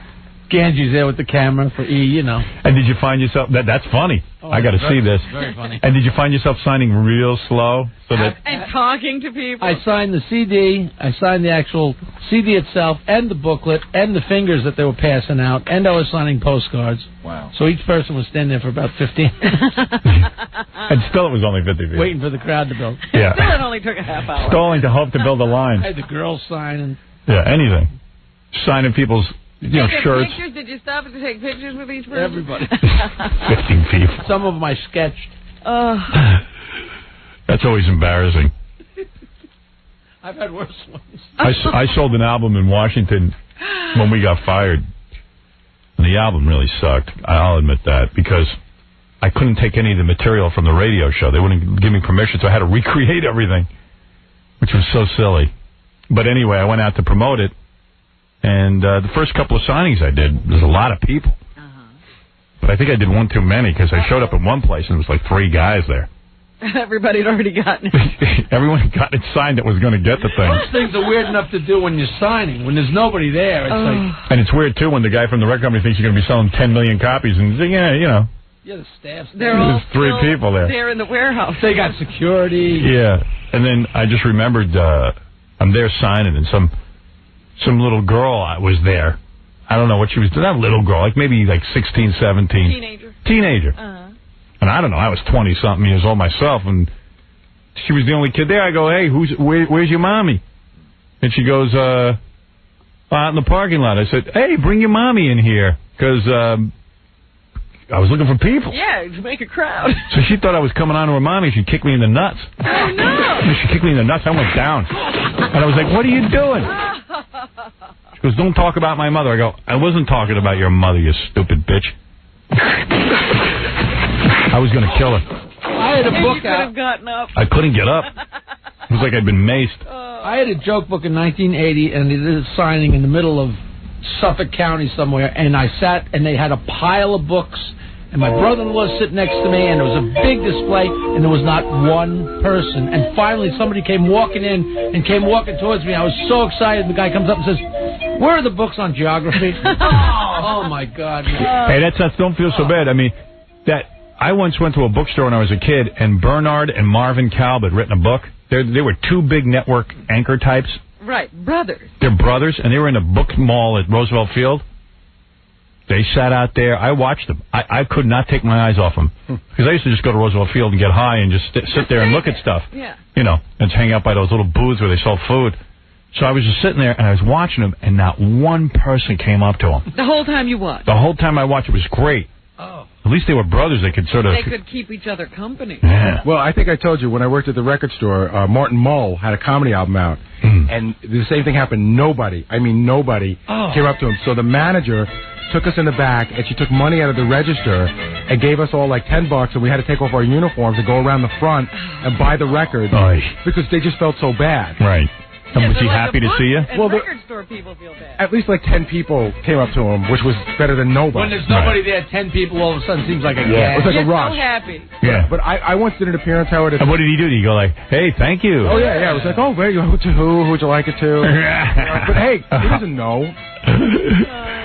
But Howard, I did this appearance at a place once, and the people were so sure that it was going to be such a big thing. It was a car audio store in New Jersey. I remember that. That the guy but the guy told his whole family to come down because, of course, they were going to be in charge of crowd control. Right. And he got 2 6-foot heroes and like a ton of food. And I mean, 2 people in 2 hours showed up, and the entire family is staring at me and the food. Right. And I'm like, and they keep looking at you. And did the guy have to pay you that day too? Yeah, at the end of the appearance. After all that? Yeah, see, now I get it up front, but in the old days I used to get it, and it was like, how do you listen. Did you feel bad taking the money? Very bad. Yeah. Did you take it? Yeah, listen, I did what I said I was going to do, and, I plugged it on the air, and, I don't know, it was a weird thing. Where was it? At a car place? It was a car stereo store in New Jersey in the middle of the summer on a beautiful, sunny, 90-degree day when anybody was at the beach. Right. Not at a strip mall in New Jersey. You might have been able to draw 100 people, but... Yeah, it was not the day to be doing it. I mean, everyone was at the beach. But his whole family just stared at Plus, who goes to, what was it, a car audio place. Car audio place. In a strip mall. Who goes to a car audio place? In a strip mall in the middle of nowhere. So you first had to go to the strip mall. Yeah, find the strip mall. And you know what? It was funny because the 2 people came in to see me in the 2 hours, and this other 2 people came in, and I was so happy when they walked in, they actually wanted a car stereo. Like, they had no idea who I was. Made a sale. Howard, you remember what Janks did to me? I did an appearance in Philadelphia and was, in the suburbs where we should do really well. And it was for my last CD, which was doing pretty good. And I showed up, there was not a soul there. And I was so goddamn embarrassed. I was freaking out. And the manager, he was a pretty good actor because he was like, acting like it wasn't a big deal, not too disappointed. Janks had 200 people, and he took them all behind the store. It was his best stunt. He told everyone there to go hide? He took the whole 200 people he took behind the store. And hid them. And good enough so when I showed up, I saw no hint, no clue, and there was no one. Oh, man. Oh, that's great. That was a good one. I hugged him. It was like, I was so glad to see people. Oh, that's funny. That's better than what you did to me when we went out to dinner and that guy Gelman was there. Yeah, you had the... Oh, that was a weird situation. The drink set over. I'm sitting there eating dinner, and we look across the table, and the next table is this guy Gelman, the producer of the Regis Philbin show, who I don't know from a hole in the wall. None of us. So Jackie goes, "Hey, man, maybe you ought to send a drink over to Gelman." I go, "I ain't sending no drink over to Gelman. Leave that guy alone." I go, "We're out to dinner. Who cares? I don't want to interact with this guy. I mean, just what? Because he's a producer of the Regis show, I got to interact?" So Jackie, of course, can't leave that alone. Gets a couple of drinks in him. A couple of minutes later, the waitress comes over and goes, "Mr. Gelman would like to buy you a drink." I go, "Oh, that's so funny." I go, "We were just talking about buying him a drink." So I said to the waitress, "That's fine. He doesn't have to buy me a drink." And then I turned to Gelman and I go, I'm yelling across the restaurant. Yeah, all the way across the restaurant. "Hey, I was just going to buy you a drink. You don't have to buy me a drink. That's funny. I was just going to buy..." And he's like, "Oh." Hell yeah. So I turn around and I look at Jackie. Jackie told the waitress to come over and say that. He's laughing his ass off. Yeah. I go, "What's up?" He goes, "I told the Gelman wasn't buying you a drink. I told the waitress to say that." Nobody bought you a drink. Oh. Stupid ass me. I gave that waitress a good tip, too. Howard says to me, the waitress said he wanted to buy me a drink. I said, I know, that's what I told him. I was so mad. I was so goddamn mad. We were confused. Yeah. We were howling. It was funny, though. Even I was laughing. Yeah. I was just thinking of the time that I did an appearance and John stole the Gary puppet. Right. And you know, when I think back... That was the best. I get so angry at myself because the Gary puppet was... Everyone saw it on TV and it was a big deal, and I asked, could I bring it to an appearance? And you said, okay. Right. And then you guys came up with the idea. And what happened was I had it in the store, and I'm so stupid when I think about it. The owner, who was in cahoots with John, says, you know what, man? We just got this unbelievable stereo system, and you got to hear it. It's in my car. So we go into the guy's car, and he cranks the stereo as loud as it can go. Right. My back's to the store. The music is loud. I'm in a soundproof booth. Right. And when I come back... So then we lifted the Gary puppet. The puppet's gone. And then Gary comes in. He goes, I lost the Gary puppet. He agonized all weekend. Yeah. And I was like, hey, man, I trusted you with the Gary puppet. That's everything to me. Baba Booey. Do you know that I actually, one of the guys that was there saw the plates of the car that stole it, gave it to me, and I knew a cop friend who ran the plates, but I didn't recognize the name. It turned out to be like John's assistant's father's car. But I actually ran the plates. I was thinking, if I could get this back before Monday, they're going to be so pissed. Right. How old are we? Remind me again. That was funny. How about the best plan? He was angry at John for like 3-4 years. Yeah. How about the best goof we ever were going to do and never did? What was that? Was, Jackie loved that horrible piece of wood that he has in the water. Oh. Every summer, Jackie, by his water there, he puts this piece of wood. Same piece of wood. Same piece of wood that he loves. He calls it the jetty. No, Robin calls it. Whatever. I wouldn't even know what a jetty is. Anyway, it's like a little raft wooden thing, but it's big. It's a piece of wood. Yeah, it's not little. It's big. It's like a dock, a floating dock. And Jackie floated off somebody else's, and Jackie stole it. Right. But Jackie loves the jetty so much, there's a party every year to put it in the water and take it out of the water. Paint it, and get the barnacles off it. He treats it like it's a baby. Exactly. So Dominic says to me... There's a whole launching of the jetty. Dominic says to me, I can get a towboat and tow that goddamn thing out of there. Big fat prick. I don't know why we never did it. But I'll tell you why he didn't do it, because his loud mouth. He couldn't keep a secret. Yeah, right. He was like... The thing is, it happened anyway. Remember the storm that washed the jetty away? But it would have been better if we... if we actually had it. And then what we were going to do is send him, like, ransom notes. And, like, we have it. Send a piece of the jetty. Yeah, like I never heard that part. Yeah. We were going to send you a note in the mail, like a picture of it. I would have paid. Yeah. Here, with, like, a newspaper next to it to show you that it was the date. $100,000 burn it. Whenever you do we'll something... send the jetty back to you in pieces. Yeah, right. Yeah, and, like, here's a piece of it. We'll chop it up. I've been doing a lot of interviews for the CD, and people always saying, what are the things you guys do to break your balls? And the one I always tell them about is the real doll. Do you remember that? Yeah, that was good. They delivered the real doll, and I had Einstein. That was good. Live girl inside there. That was great. I was waiting for that. Got all of us. The real doll is something we were going to have sex with. And then Jackie, when they delivered it, had a real girl put in there. And I'm looking at the thing, and I go... I was like, wow, it looks really real. And all of a sudden, she got up out of the box, and I freaked. I freaked. I was scared you were going to have a... Well, I'll tell you what ended all practical jokes around here. So after John stole the Gary puppet, I had to get him back. So I put a hidden camera in the green room, and I fired him. And he curled into the fetal position. So in order to get me back, which we just ran our best of recently, he had our stockbroker call me and tell me that he lost all our money. And then I said, that's it, we got to stop. Yeah, this is crazy. Escalating out of control. This is going crazy. Even Kathy, our assistant, goes, it was funny, but now you're like firing people. Yeah, right. You're firing people, you're losing their money. It was weird. One of these days is going to get real. Somebody's going to have a heart attack. Unbelievable. Yeah, Carl, you're on the air. Yeah, wasabi. Wasabi. Hey, Howard, my friend Joey Boots was at the Jackie the Joke Man CD signing, and he said only like 20 people showed up in the first hour. Yeah. It was really sad. Hey, when Jackie's... Huh? I'm glad I didn't lie. Hey, he came clean, he told us. Yeah.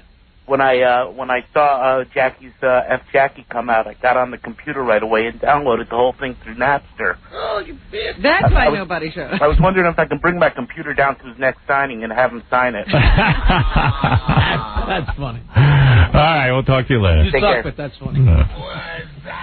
So you hate Napster, right, man? People get that stuff for free. How do you feel about it as an artist? What can you do? You can't fight it. But are you for it, or... Jackie, you should be like Metallica, file a lawsuit. Get the names. Yeah. Or else have them sponsor a tour, I think it's wrong. It is wrong, but, you can't do... What You can't fight if progress. If you shut them down, somebody else is going to do it. Yeah. Here's Dominic Barber. He knows of another prank. Does anyone remember Gary's wedding, what we did with Scott? Yeah, what did we do? Oh, that was good. That was good. That was a good one. That was me. I forgot about that. Jackie set that one up.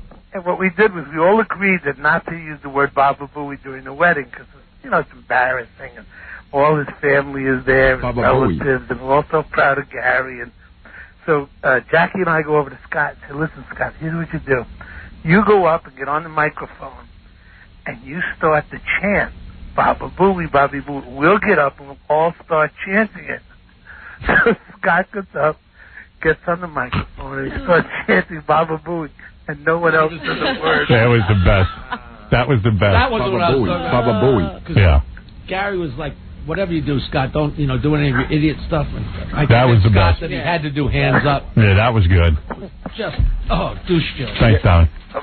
I move on Scott all night at Gary's wedding. I had asked Scott to behave because I'd been to Mike Angie's graduation party where Scott was handing out Hawaiian leis, sunglasses, doing trains, singing hands up, doing hot, hot, hot. I was asked him to please do none of that at my wedding. Right. Like 3 leis around his neck. So meanwhile, we got Scott to get up and do hands up. We told him that. Overwhelming request. Yeah. You got to do it, Scott. Hey, Susan, you're on the air. I saw George Bush on Oprah yesterday. Oh yeah, I'll get a tape of it. I didn't watch it. I didn't either. I completely Oh my forgot. God! I was on the phone. He looks like a bad used car salesman. Yeah, well, everybody who goes on Oprah now. Yeah. I don't even know if we have a tape of it here. We could play some of it, but I checked. yeah, everyone who goes on Oprah has to sort of like be sensitive and warm and do fuzzy. First of all, if I was a woman, I'd be insulted. It's like women aren't interested in politics. They're interested in if he's a good man. Have you ever? What's your the most embarrassing moment? Yeah, I mean, Some of the women. like that's important Or for have the. you ever been afraid? Yeah, give me a break. And then, of course, George W. Bush, to outdo Al Gore, starts crying. Police. Hey, you got to hear this. It won't make people forget the Al and Tipper Gore kiss, but George W. Bush gave his own display of affection yesterday, tearing up as he discussed his wife's bravery on the Oprah Winfrey Show. And we know what his wife's bravery was? She had a baby. Oh my God! That's her bravery. A lot of women do that. So how does that make him a president? It was W's turn on the popular talk show, and the Republican presidential candidate, down as much as 20 points to Gore among women in recent polls, put his warm, loving, and sensitive side on display to the show's 7 million, mostly female viewers. The Texas governors, it says women will only vote for a guy that they think is a nice guy. That's what it says. Like, you know what? There was a major thing that happened yesterday. Clinton opened up trade agreements with China. That's what's important. If that's all women will vote for, take the vote. The Texas governor's posture shifted between easygoing and a bit wary as host Oprah Winfrey probed to reveal the real man. Yeah, right. That's going to happen in an hour. That was a good ploy on his part. Winfrey asked Bush to recall a time you needed forgiveness. He said 3 times, when my heart turns dark, when I'm jealous, or when I'm spiteful. That's like, hey. That's like, hey, women, She asked him when. Right. I'm like, Jesus. And he said now. Wait, so she goes, well, I'm looking for specifics. And he goes, I know you are, but I'm running for president. And because the audience laughed, it was a home run. Yeah. It was fine. It's better not to give specifics. Bush then had to talk about his decision to swear off alcohol on his 40th birthday. He goes, not only was my wife Laura losing patience, it was beginning to compete for my affections. In other words, here's a guy who's out of control. He was an alcoholic. Yeah, but I don't care. You know what he said? He said he believes in accountability. Right. The emotional peak came as he described the day his wife was flown to a Dallas hospital from West Texas during the difficult pregnancy that produced their twin daughters. She said, these babies are going to be born healthy. This is like, hey, look how much I love my wife. Yeah, but he was also acting as if his wife made sure the babies were born healthy. They just happened to be born healthy. Yeah, right. She lucked out. I'm kind of tearing up about it a little bit because it was such a powerful statement by a mother who said, these children will come to be. Yeah, and if they'd come not to be, that would have been okay. That would have been another story. Whatever works. Bush thought hard as Winfrey led him through a list of his favorite things. Peanut butter and jelly on white bread. That's cute. That's cute to women. Yeah, that's related. He's a little boy. He's a little boy. Right. But then she asked him his favorite song because that's important to know what a president's favorite song you is. got to know what music he listens to. Yeah. Wake Up Little Susie by Buddy Holly, he answered. And, of course, Buddy Holly didn't write Wake Up Little Susie. So how much of a favorite song could it be?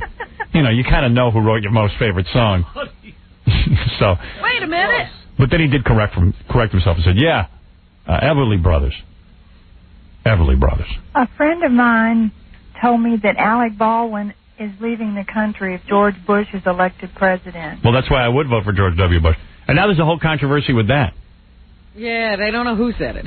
Yesterday, the guy in the Daily News said, no, Alec Baldwin called, said he never said that. Then today, on page 6, they're saying Alec Baldwin did say it to his wife. It's a whole who cares? Well, first he said... My friend said he saw them, and he said that Kim Basinger was with him, and she said, well, if he leaves, I have to leave, too. Yeah, she did say that. Yeah, but they were probably joking. It's become real serious. Yeah, it's become a serious issue. Yeah, go ahead.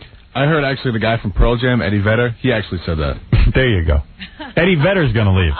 Then I'm voting for George W. Also, you know, George W. Bush has some sort of problem. He's like the king of malaprops. He fumfers all the time. He fumfers all the time and screws up. What is that called? A malapropism? Yeah. Yeah. He said, I am a person who recognizes the fallacy of humans. Of course, he meant fallibility. It's not a fallacy. It's not, humans aren't fake. They're not a rumor. And, anyway, so, I don't know.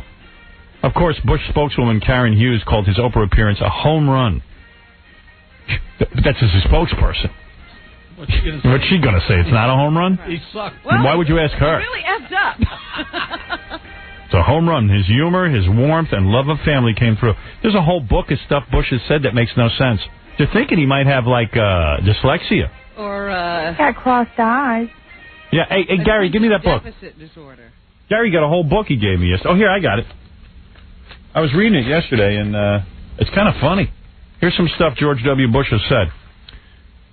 I understand small business growth. I was one. No. It's pretty funny. Yeah, he's got a bunch of them. It's clearly a budget. It's got a lot of numbers in it. Okay. That's another quote. Wait, he's got a... Casey Stengel of politics. There's not going to be enough people in the system to take advantage of people like me. I don't know what that is. All right, here he is. I've never been a long-term planner about anything. I have lived my life with more of a short-term focus. That's kind of a bizarre statement. Wait, but there's ones that are really weird. I know it's hard. I know how hard it is for you to put food on your families. Said that in New Hampshire. You have a food fight. All right. Wait, let's see. I'll give you a couple more. I got to just thumb through the book.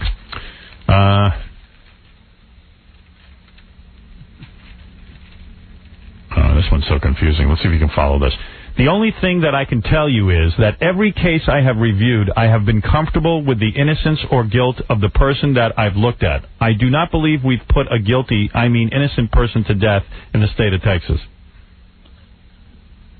Okay. Then he said... Oh, this one's really bad. Some of them are real long.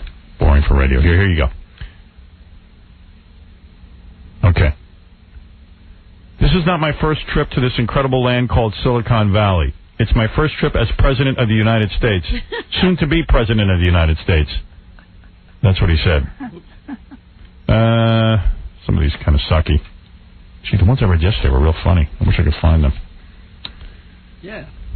Yeah, right? Yeah, just a couple of views. Yeah. It just sounds like he's bored. Yeah. Too bored to even pay attention to what he's saying. Yeah, like he's hearing it for the first time himself. All right. Let me see. I think we agree the past is over. That's his meeting with John McCain. I don't know. With that. There's a bunch of them. I don't know. I agree with that. He evidently screws up a lot like Quayle did. But I don't even care about that. Some guys could be a real good manager without having to have a command of the English language, but... And some guys can just be a figurehead and have a bunch of great people under them. You think Oprah's the first black broad he ever kissed? Well, it looks that way to me in the paper. See, that would have been the... Yeah, it didn't look like he was digging it that much. It is the story. It is the story, right? Hey, now. Baby. Wipe his lips off. Oprah, I never kissed a black broad before. God damn. Are my lips brown now? You one of the good ones. Should I wipe my mouth? You people can dance. It's just irrelevant how well George... I want you for a dance partner. You're the only one here with rhythm. It's irrelevant how well George W. Bush gets along with Oprah. It's just irrelevant. I don't even care. I don't understand why all of a sudden it becomes like you have to sit and talk to Oprah to get elected. Yeah. When did that happen? I don't know. Oprah's got the whole thing locked up, man. She's got everything locked up. What the hell is going on? How'd she do that? She became the whole important thing. Like she's president. Yeah. Like she appoints the president. Every girl I know, though, loves Oprah. Oh, my God. They all love them. Every woman I meet. Oh, I love Oprah. Somebody said to me the other day, you don't read Oprah? Through the magazine. Oh, my God. Someone was telling us, I was with you. Yeah. Someone was telling us, Marta was telling us. At dinner, that Oprah magazine, you can't even get it on the newsstand. Marta and Mindy, they're big Oprah fans. I know. Oh, boy. I go, what do you mean? I go, we read the magazine. We try to understand it. They go, what don't you understand? I go, I understand there's only ads in there. I don't see any content. Oh, there's tons of content. There's tons of content. She tells you how to do stuff. I said, you got to be kidding me. It's a great magazine, and each one sells out faster than the last one. I'll give you a tip if you're a guy. If you want to get laid, just say you like Oprah. Women love that. That means you're a nice guy. Start that fight. Just say, I'm embarrassed to admit this, but I love Oprah. No, but I don't tell anyone. Oh, But I have a subscription. It's sensitive. Oh, good. I'm going to get laid. Unbelievable. Have the magazine lying around your apartment. I have a subscription. Carry the cards with her thought of the day. Anyway, thanks for the call. All right. Mick, you're on the air. Hey, cool, man. You know, you guys are talking all this week about people not thinking you're drinking, right? Right. On the show. Well, I don't get to see the show because everybody's lame around here and they don't carry it. But anyhow, isn't there some sort of law that says you can't have alcohol on camera? Anyhow, you can't consume it. So, like, if you were drinking, you're drinking off camera and maybe it didn't look real on camera. Yeah, maybe. I don't know. Robin said everyone was shown drinking. Everyone was shown drinking. Really? Yeah. Oh, well, cool, man. I wish I could see it. All right, well, don't miss the drunk shows live from backstage at the MTV Video Music Awards all this week on E, because at this point in the week, now that it's going to be Wednesday night, we're really loaded. Yeah, lots of drinks have been had. Yeah. And let me mention the Saturday syndicated TV show for those of you who don't realize it. We're back in our new season. It's our third season on Saturday nights. And this week, it's some cool stuff. Porn star Houston. Remember when she came in here and had her labias reduced in an operation? She was auctioning that off. I wonder if anybody actually bought those. I can't believe somebody would, but she comes in here and she actually shows on TV her labias. Yeah, it was the unveiling, actually. Yeah, it's not blocked out or anything. You'll see they're in a plastic display. It's the sickest goddamn thing you'll ever see. Also, a classic fight, Insane Clown Posse fighting with their own film director. Remember that? Oh, that's right. Last time they were here. Also, during the song parody contest, remember the guy who performed Those Teeth live? Yeah. Broke into song. We got that. You can see all the song parody winners. It's great fun. The Vaginosis game, enough said about that. Just check it out and see what I mean. Mila the porn star. Also, a new segment, Strange Behaviors of the Rich and Famous, featuring comedian Jamie Foxx and his private parts. Oh, boy. And Pauline is on, too, for the Poontang crowd, wants to see somebody good looking. Scott the Engineer and Gary in a new fight. With Scott, right? Live performance of Stone Temple Pilots and Gary Garver at the Emmys with Rudy from Survivor, which is all-time We got favorite. our Survivor That's a right. couple of them. Yeah, we got a lot of them. Yeah. It's great. Hey, Tom, go ahead. You're on the air. Hey, Howard, have you ever seen that gay guy on TV on the Metro Channel doing the Fashion Week thing? No. No, don't get that. It's funny. Yeah, they always have to have a gay guy do it because I don't think there are any straight guys into fashion. No. As far as I know. Not a whole lot. So and also now they try to get like wacky gay guys. There's a guy named Christopher Lowell. Have you seen him? Do you know he's gay? The guy on the Discovery Channel. He's on TLC or Discovery Channel, but he does a home decorating show. That dude's flaming. Oh, he is just amazing. Well, I've never seen the show, so let me just go on record as saying sometimes people seem flaming, but they're not gay. I don't know what his sexual, but he's like, okay, today we're going to go. And he's always dressing up in costume and going, don't you just love this? and it's so easy. We're going to put up those curtains and we're not going to sew a thing. What's up, Gary? Howard, the guy is bald, and he's got the neatest trimmed beard I've ever seen, meticulously trimmed beard. Right. And he goes, we're going to take our router, and we're going to go right around the edges here, just like this is, and it's going to be great. That's good. It's like people tune in just to see how gay he is, not even the content. But it's an audience full of women and him, and it's the funniest thing. Well, there you go. And on the gay front, Melissa Etheridge and her gal pal call it quits. Yeah. It's all about the babies now. They got to take care of the kids so they'll remain friends. That's nice. What does that mean? They're like a real couple. Oh, yeah. They got the kids.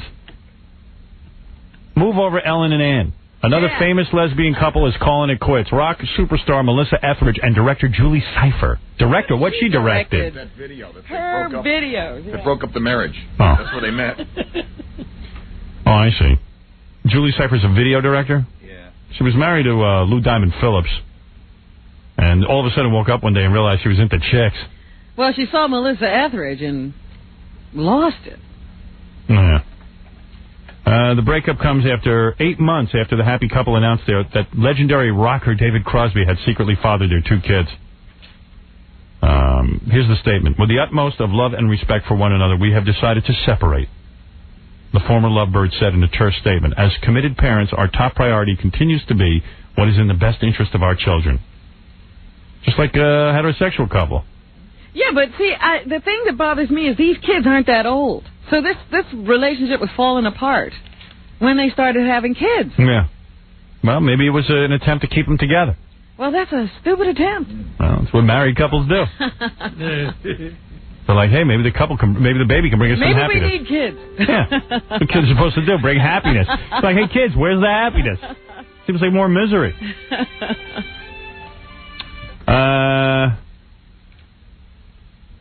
Anyway. The kids will live with Cypher. Yes.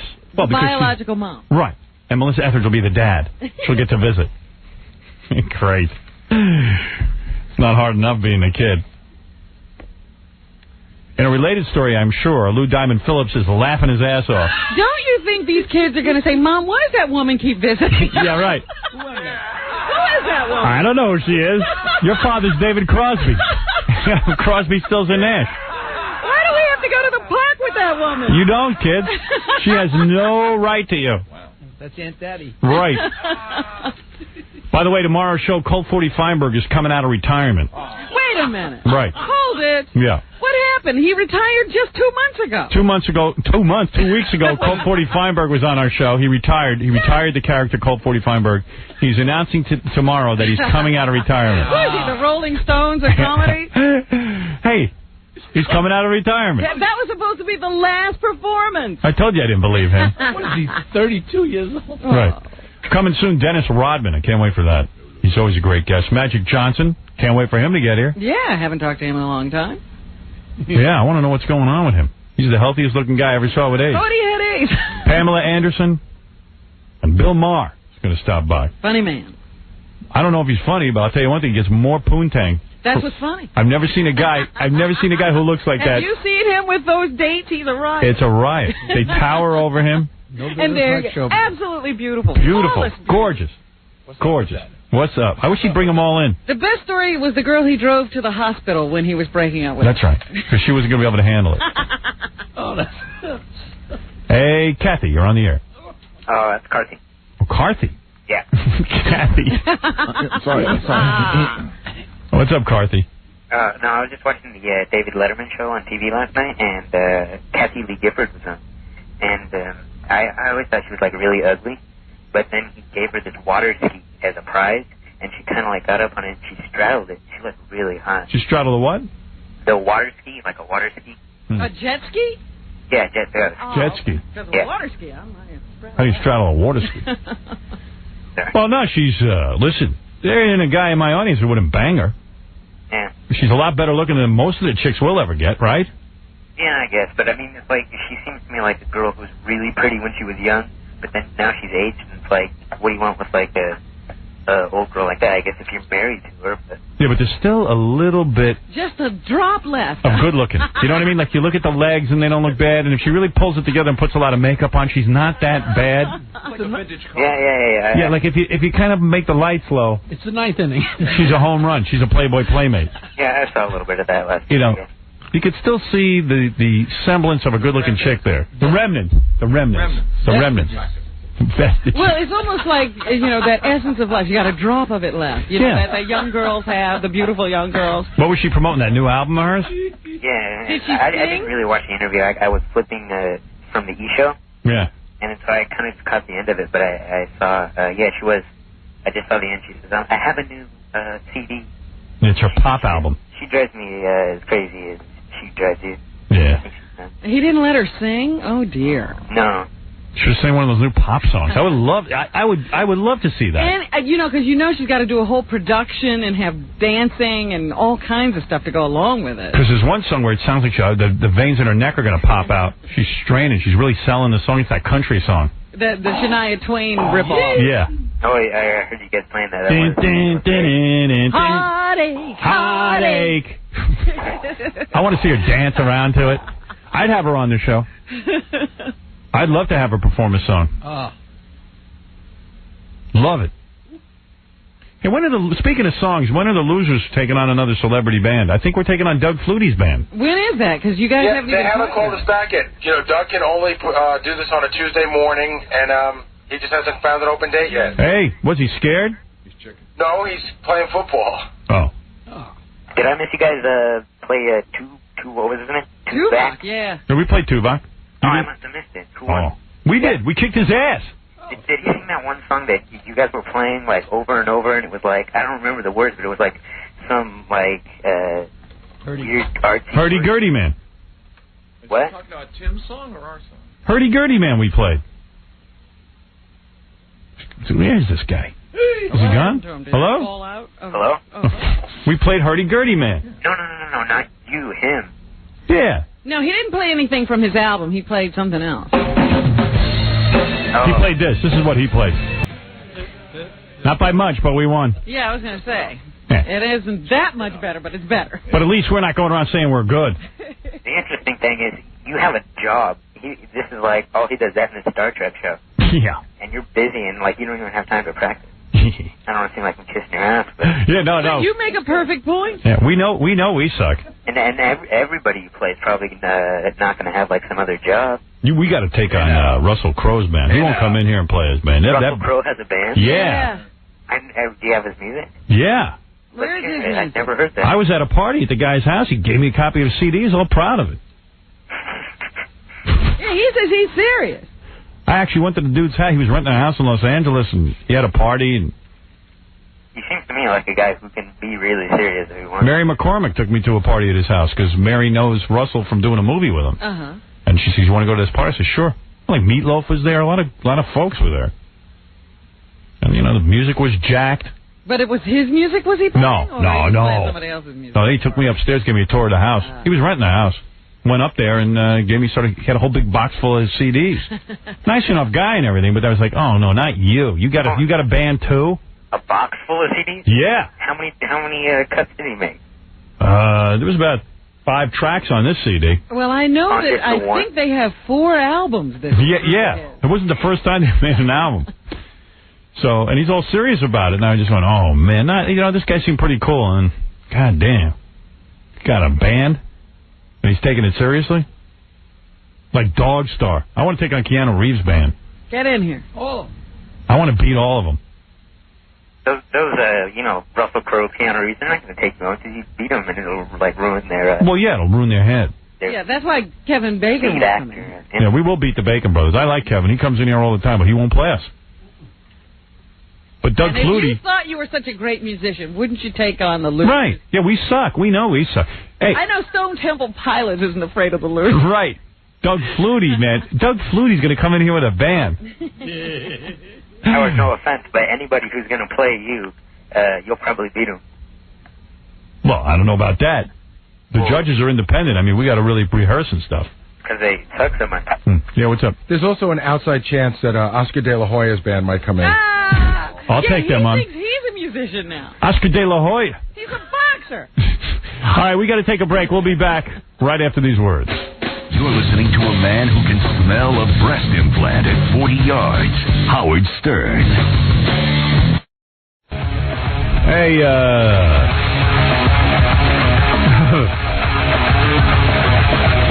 I'm just reading this article about this woman who gave birth to Siamese twins joined at the anus. Oh, no. The twins, this is for real. This is from, paper is this from? This is a real newspaper, too. Joined at the anus? Yeah. First of all, you never see that anymore because with today's medical science, they usually know ahead of time that something weird's going to be happening. But this was in Liberia. The kids were brought here to be separated. Yeah. And they said they were joined to the back. No. I don't know the anus. Hold it. Listen to this. The twins were connected at the lower tips at their vertebrae and shared an anus. A connection. How do you share that? Who wants to? A connection at the buttocks occurs in 19% of co-joined twins. I did not know that. Each child has a rectum, vagina, gastrointestinal tract, urinary tract, and other organs located in the lower torso. But Wait a minute. Each one had their own. Their own rectum. But they were joined at the anus. Shared an anus. An anus. They had their own rectum, but shared an anus. Interesting. Isn't that great? So they got all the stuff except for the exit itself. Right. Right. They had to share the exit. So it's probably easy to separate them, but here's a quote. So, you know, the woman's from a village called the Sawahin village, which is like, you know, in the middle of the bush. Here's a quote from the doctor. Everyone there, you know, at the Sahin village, was afraid and thought it was something from outer space. All the villagers were coming just to see them and to laugh and say, what is this? People are so nice. Even primitives. Hey, look at this. One anus. Pretty wild. They even got a diagram of it. Look at it. There they are. There's there. Wow. Ooh. There they are, joined at the anus. Okay? Oh, jeez. Life isn't embarrassing enough. Hey, aren't you the kids who were joined at the anus? So when they separate them, do they have to? They gave one the anus, and they had to build one for the other one. See, now you're asking questions. See? I don't know. You gotta tell me. All they got to do is punch a hole there. No big deal. No. You gotta do some other stuff. I think I could do this operation. Pretty simple. I got a lot of questions. Tissues from each infant's colon was used to replace the shared anus. Oh, so they just got rid of the one they had. Yes. Amazing, isn't it? Low. They said it went pretty easy. A plastic surgeon used extra skin grown on the baby's backs during the past 2 months to cover the area left exposed. I see. There you go. Wonder if they're going to look hot when they grow up. Isn't that wild? Isn't that something? Hey, how about that? Hey, let's hear it for these kids who are joining the anus. Hey, come on out here. I love that. All right, on the phone is a guy named Gary Namey. Who is Gary Namey? Gary Namey is a guy who wrote a book called The Bully at Work. Everybody here accuses me of being a bully. They say the only person I don't bully is you. Gary figures because you laid down the law early to me, so I can't bully you. Or I'm as big a bully as you. Yeah. I think you could out-bully me, quite frankly. You always say that, but I think you're worse. Well, I'm the front man. I'm always the guy who's in charge of the office and everything, so I have to bully everyone around. You get to bully. You get to play good guy. That was a Freudian slip. Yeah. I get to bully. Hey, Gary. Hey, how are you? The new book is called The Bully at Work. I know the guys say I'm a bully at work, but... You don't feel like a bully. No, because, Gary, what are you supposed to do if they don't listen? If they don't listen, it depends how... Wait a minute. Before you go anyway, Howard, you got it right in the news. What you got there is when those two Siamese twins grow up, yeah, you got the bully joined at the proper place with their executive sponsor. So that they're never going to be separable. That's exactly what it's like at work. It's the way we see it. somebody complains about him, and then they can never get peace. Gary, leave the jokes to me. What is that noise? I couldn't even hear what he was saying. I know. I think, Gary, we got a bad phone line, dude. We do. Yeah, do you hear that noise? I hear you clearly. Sorry. Yeah, it's like... Every minute there's something on the line that keeps going... No gas on my end. Let me think. Wait, I think I got a way I could fix it. Hold on. All right, let's see if it's gone now. How's that? No. We got a bad phone connection. Let me see. He's it. Damn, listen to that thing. That's funny. Sounds like Siamese twins farting. Sounds like you two are... But only half as bad as it could be. Tell you what, you want me to hang up and call you back? All right. Gary, can you hook... Gary Dell'Abate, can you hook that up, please? All right, hang up, okay? All right. We'll call you right back. Talk to you soon. Yeah, because I couldn't even listen to what he was saying. I got news for you. It wasn't that good. He was making some kind of joke about the anuses. Really?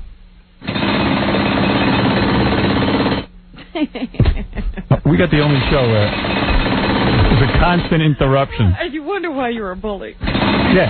Now, let me ask you, should I yell at people or not? You tell me. You tell me. All right, let's try it again. Gary. All right, how's that sound, Howard? Hey, Gary, how about I go yell at the engineering department? Because every time I'm on the phone, I have a problem. I heard your montage before the break. Outstanding work. Outstanding work. They're not getting it right. Is that what you're telling me, Howard? We sent a bunch of tapes to you of me yelling at the crew, which isn't exactly fair because sometimes I'm brought to my boiling point. And maybe he has a right to yell. Yeah, what am I supposed to do? I would imagine the bully is the guy who has no reason to be going off like that. That's right. That's right, Robin. That's right. And by the way, Gary, I got to tell you something in my own defense. The choice I always have is either be nice to the guys or fire them. And to me, I'd rather yell than fire a guy. Because I try to be loyal and I try to, but... How much of a bully is that? And Gary always yells back at me. I hear that. I hear that. We do have that clip of Gary where he really goes on and on and on. There's no doubt about that. Right. So they don't even feel like they can't talk back. I got to tell you guys, you're a special dysfunctional family.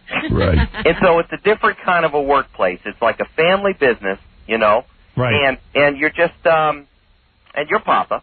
There's no doubt about that. Yeah, and I don't even want to be. And I don't know about that, Howard. This is my point. And by the way, you say something in your book that's true. The way I yell at Gary is the way my father yelled at me. That's where you learn it. My father used to humiliate me and scream at me and tell me I was an idiot and a moron and I'd never be able to make money. And I don't think we have to look too deep for the origins there. We don't need Freud. I even sound like him when I yell. Yeah. But let's face it, you are what you eat. Howard, if I could tell Gary, if I could say to Gary, what upsets me is I'm not upset. I'll never say that I didn't do anything wrong. I think I'm upset that it's when Howard yells at me on the air, it's the equivalent of a boss taking his employee out in front of the whole office. Right. When you have the opportunity to yell at him behind closed doors or in front of everybody, I feel like I'm being yelled at in front of the whole office. That's what embarrasses you. Yeah, that's so that's Gary the only thing you object to. Well, you know what? If those conversations, if Howard wanted to yell at me and call me names in private, it would be a whole different story. It would be. That's hard, but it's not fun. He could never do that. That's not fun. You've yelled at me in front of the whole office. You do, John. So Gary's a bully. No, at times I have it, and there's times where I call John in. Hey guys, I think what you have is what everybody else has in their behind closed doors meetings, but you just do it on air. Right. At least I'm honest about it. Yeah, but you know what it is, Gary? The problem with Howard is that Howard won't just yell at you. He'll call you a loser. He'll say you are worth nothing. You are. I'm being honest. You guys call him an a-hole. You call me an a-hole. You tell me I have a big nose. We got that on tape. That's right. That's after years of abuse. It wasn't no, really. It's not like you started that right away. No, it's not like the first time you ever yelled at me, I ever yelled back at you. And the other thing that hurts is when you tell people that I'm nobody and I'm nothing, and without you I'd be nothing, and the day that you quit, I will, crumble. You will. And fall into nothing. You will. My family will be out on the street. That's right. But see, that's me. What will you do when I leave? I don't know. I have some ideas, but I don't want to share them with you. What would you do? I don't want to share them with you because I'm afraid you'll use them against me. No, I won't use it against you. What would you do? Is this Gary? Yeah. Gary, quit. Gary, yeah. You're not going to get your needs met by Howard on air. Thank you. Let's get Stop turning to me. I'm not your daddy. You're here to work. No. Can we talk? Yes. You need your needs met somewhere else. Right. Whatever your proclivity is. Because, listen, it's like a raw wound. I don't want you opening up like this because it hurts. It hurts to hear. You know what it is? He keeps turning to me to be the parents he doesn't have. That's right. And I'm like, hey, love me. Howard, Dad. you're not too far off on that. That's scary. I know. Howard, but then you're also acting. You're getting yourself in the situation that you were in with your father. That's right. You know, and you keep trying to, control that. Shut up. Get out of the parent-child thing, you guys. Get out of the parent-child thing. All I want is perfection for my workers. It just would be nice if there was some balance. I'm not saying I'm perfect. Can we stop there? Howard, there's the key. There's the key. Howard. I can do it better. There it is, Robin. He said it. All I want is perfection, and he wants it from everybody else. Right. Just in the time I've talked with Benjy about this segment. Oh, he's a whole nother. No, I'm not going off on Benjy. Right. Right now. What I'm saying is because of that perfectionism, and as you talk about, you got a clip where you're with Gary, and you're talking about type A and type B. Yeah. Gary is type B. We ought to run that because I think there's a lot in there that's autobiographical, Howard. All right, why don't I run it right now, and you can tell me when to stop it. All right? Here we go. This is Howard and Gary argue. Clip 1. All right, clip 1. Here we go. You can hear this, too. Baba Booey missed a lot of the bets. No, I didn't. What else did I miss? I bet a couple of people. I gave him 14 points. Yeah, I know he had a 14. Even though it's a push, but I made a bunch of bets. There were lots of bets, and we have to say, like, I definitely bet. Like, Jackie just threw it out there. No, you know what it is? You're type B, and type B people are sluggish and don't care. Like, I would have been, if I was the guy in charge, I would have been so anal retentive. I would have said, okay, stop. You bet what? I was saying that. You guys don't listen to me. Well, I don't know. No, you want to hear that? No, you're... I go, whoa, wait a minute. You're type B. Yeah. And you know what a type A does? He goes back and listens to the tape and checks his work. Yeah.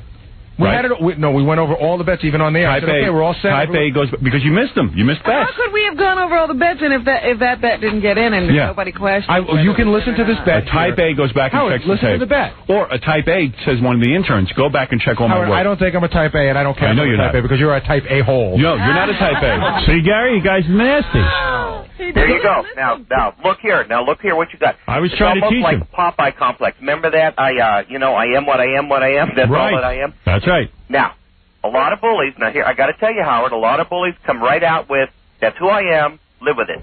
In a way, that's what you're declaring right there in that tape. That's right. You're saying, "Hey, that's me. That's how I am." That's it. I've got anus in me. NESS. I have anus. Or however you take it. What is working for a person?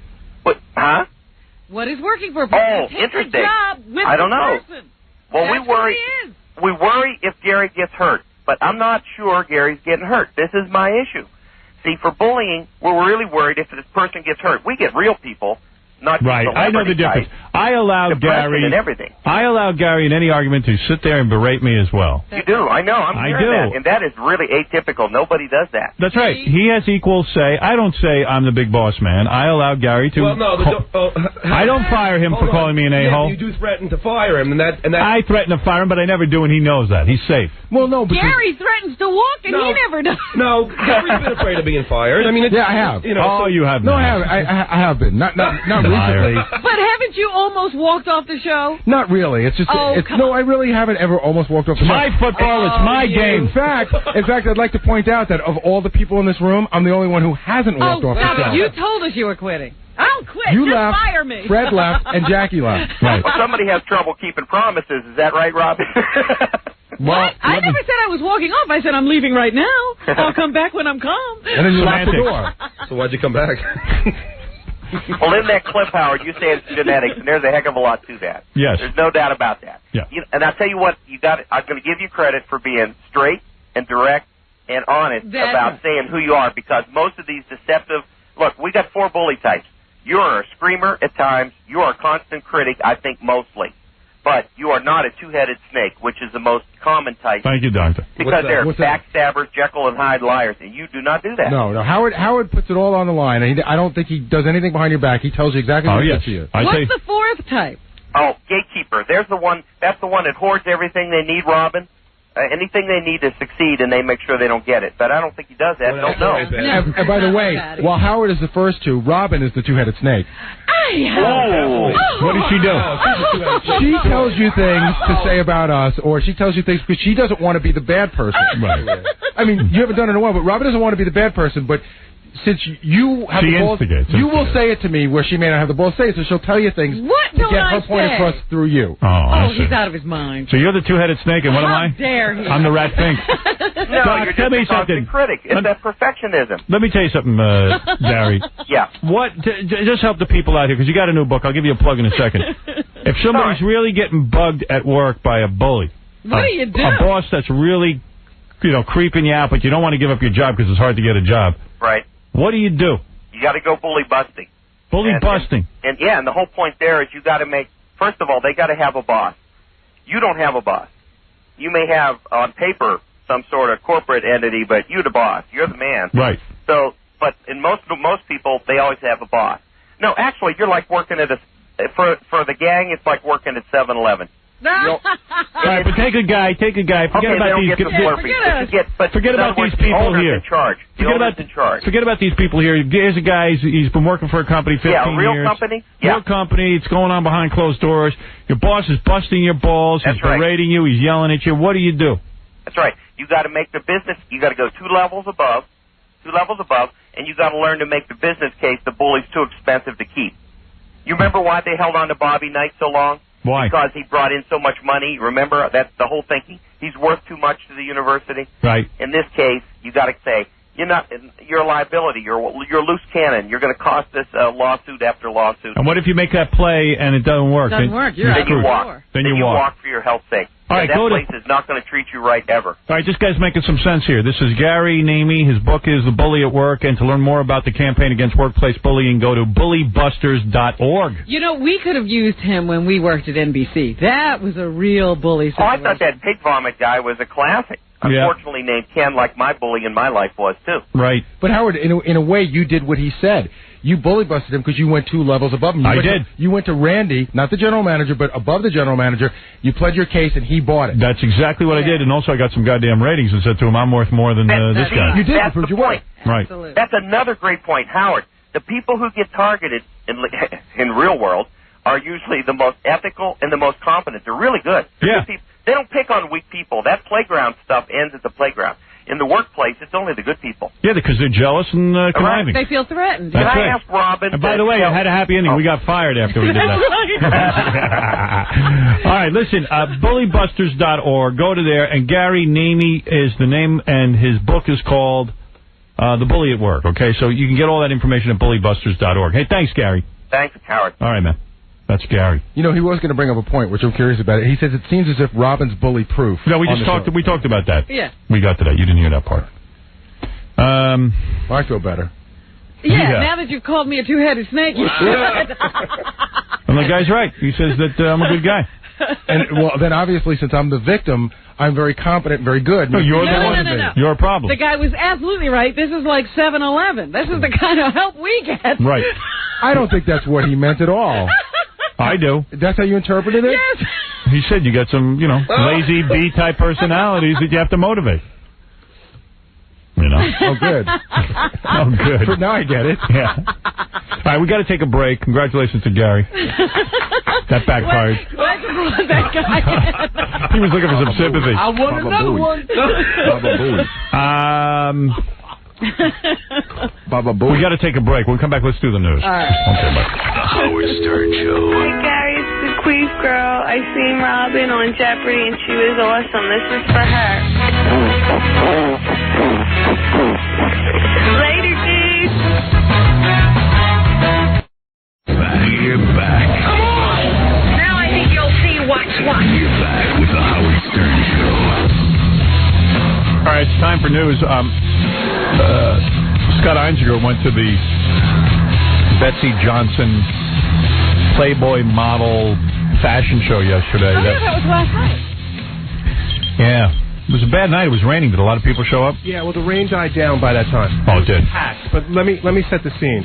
Last night, Betsy Johnson's fashion show, was not the regular supermodels. Right. Like we saw Giselle and Frankie or whoever that is. Right. It was Playboy Playmates. Right. So it was packed with extra guys, extra guy viewers. Horny guys, yeah. So I'm glad I didn't go. Well, here's the thing. Here's my comment for you. I know you were concerned about being a lech. at the Luca Luca show. Right. Last night was the center of the Lech universe. So you weren't there. I mean, it was highly sexually charged, the room. Really? Yeah, well, it was Playmates. Right. But let me tell you what other celebrities were there. Donald Trump. Right. With his girlfriend. Here was the move. Every guy was with, like, the wife or the girlfriend. Cool. So Donald was with his girlfriend. Steven Tyler was there with his wife. Right. Cyndi Lauper was there. I'm not sure if she's married or not. She is. Okay. That's married to an actor named David Thornton, who's a real nice guy. I think he was there. Yeah. Paulina and Rick. Right. Were there. Yeah, Rick said he was going to go to that one. Destiny's Child, which is a band. Yeah. See, now there's a good one. I should have gone. Well, that sounds like fun, just the audience. Yeah. Well, everyone felt like afterwards, like speaking to Mindy Herman and Marta, that they felt you should have gone. Right. Now, the interesting thing, first of all, there was a lot of boobs falling out of lingerie and stuff. Oh, really? Yeah. So, like, a lot of let me tell you, accidental boob showing? That happened, but let me tell you, some of the girls that were at the fashion show, the models, were on our show before. Right. So, like who? Karen Taylor, who you're a big fan of. She's hot. Victoria Silvstedt. Oh, she's She hot. was sort of like the star of the show. She was like, their Giselle. She was on Son of the Beach and played Jamie's lesbian fling. Well, she was Chip Rommel's sister. Right. And I'll tell you who looked great. The Dom triplets. They were there. They didn't come out together. They were just separate, worked into the repertoire. They were on Son of the Beach, too. Yeah. But at the end, now here's the interesting thing. At the end, now the show that we went to, Luca Luca, once it was over, it was like, bam, lights are on, everybody leave kind of thing. Yeah. The girls, the Playmates were kind of hanging. Oh. So that would have, That would have been the move. That was the move. That was the move. So, well. Oh, well. But it was cool. I'll just have to live. Damn. But it was sort of like... here was my feeling. Yeah. And what happened to Betsy Johnson bringing the girls in here to do the fashion show? I understand Gary would have more information that it was just hard to coordinate the girls getting them here. What were those girls doing the rest of the day? So what you're telling me is... It was like I should have been there. Bleachers. Like, I should have gone. Yeah, scores of bleachers. Like if you were... Were there a lot of photographers taking pictures of guys looking? Oh, my God. Yeah. Yeah, crazy. Well... you know what? What do you live and learn? Yeah. Damn, that would have been fun. You get to speak to the Playmates afterwards. They stayed. And you would have and do they hand out their phone numbers? No, but there's a list. I mean, there's a list of what month they were in, and you know. Really? You could get a little catalog, yeah, huh? There's a whole thing. Yeah. Well, I still say you end up looking like an a-hole. Did you tell Marta I wanted to take my face off that TV show she's running? What are you talking about? At the Luca Luca thing. She's got me on the Style Network, standing there looking like a lech. Oh, really? Yeah. Tell her. Would you call her and tell her I'm deeply offended? I will. I thought I was nice to her. The very thing you didn't want to happen, a friend did to you. A friend did. The friend who I said, gee, I'm nervous about going because I don't want to be on TV looking like a lech, and she did it to me.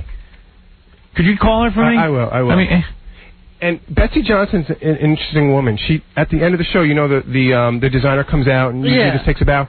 She did like a running somersault flip.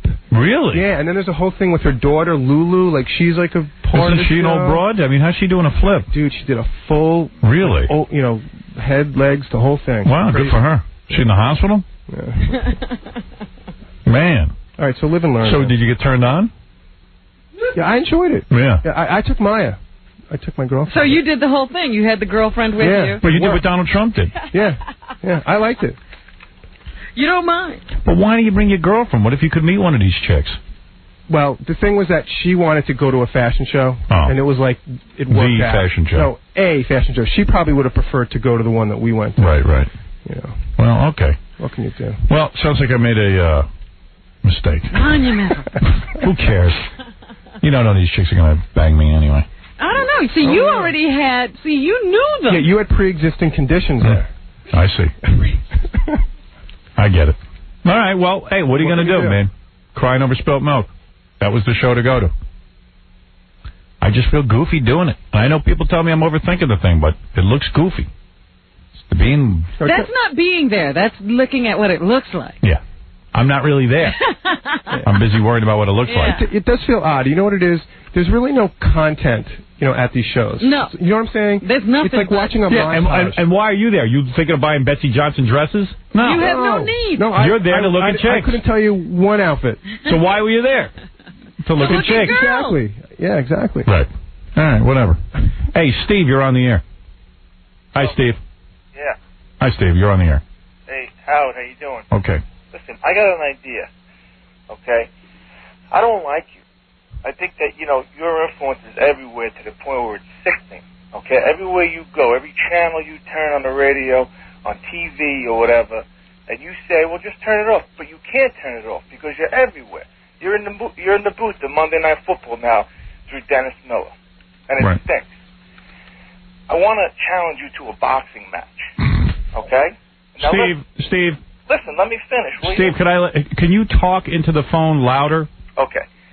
You hear me now? Not really that good, but go ahead. All right. I want to set up a boxing match, okay? This is what I want to do because I feel that it won't be just your name there. It'll be half the people there will be people behind me that want me to take your head off. Right. Okay? All right. Now, well, Steve, no offense. I don't mean to cut you off, but it's a great idea for you. I don't see what's in it for me. No offense. You didn't let me finish. For charity. Yeah, I'm not a real big charity guy, number one. Why not? You should be. Well, you keep defining what I should be, and sit home and do it, and I will continue to live my life. You're a dick, Stan. No, I'm not a dick. I'm a smart man. No, and you're not. secondly, You're a dick. Your life is crumbling, man. what I'm doing is pummeling you now verbally, which you can't handle. You're not pummeling me verbally. I'm pummeling you verbally, and you're sitting at home dreaming of boxing matches and pummeling me and pummeling the world. And you know what it is? I'll tell you what it is. Love me, Daddy. Love me, Howard. My daddy didn't pay attention to me. Now you have to pay attention. Love me, Daddy. Daddy. I need a daddy. Go get your own daddy, dickhead. Yeah, all right. Love me, Daddy. That's what it is. I see a lot of guys like this. Love me, Daddy. Pay attention to me. If they can't get you one way, they'll get you another. Right.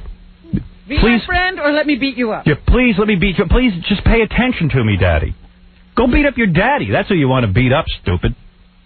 So ridiculous. Love me, Daddy. Everybody's looking for a father. Well, I got 3 kids I got to take care of. I don't need you.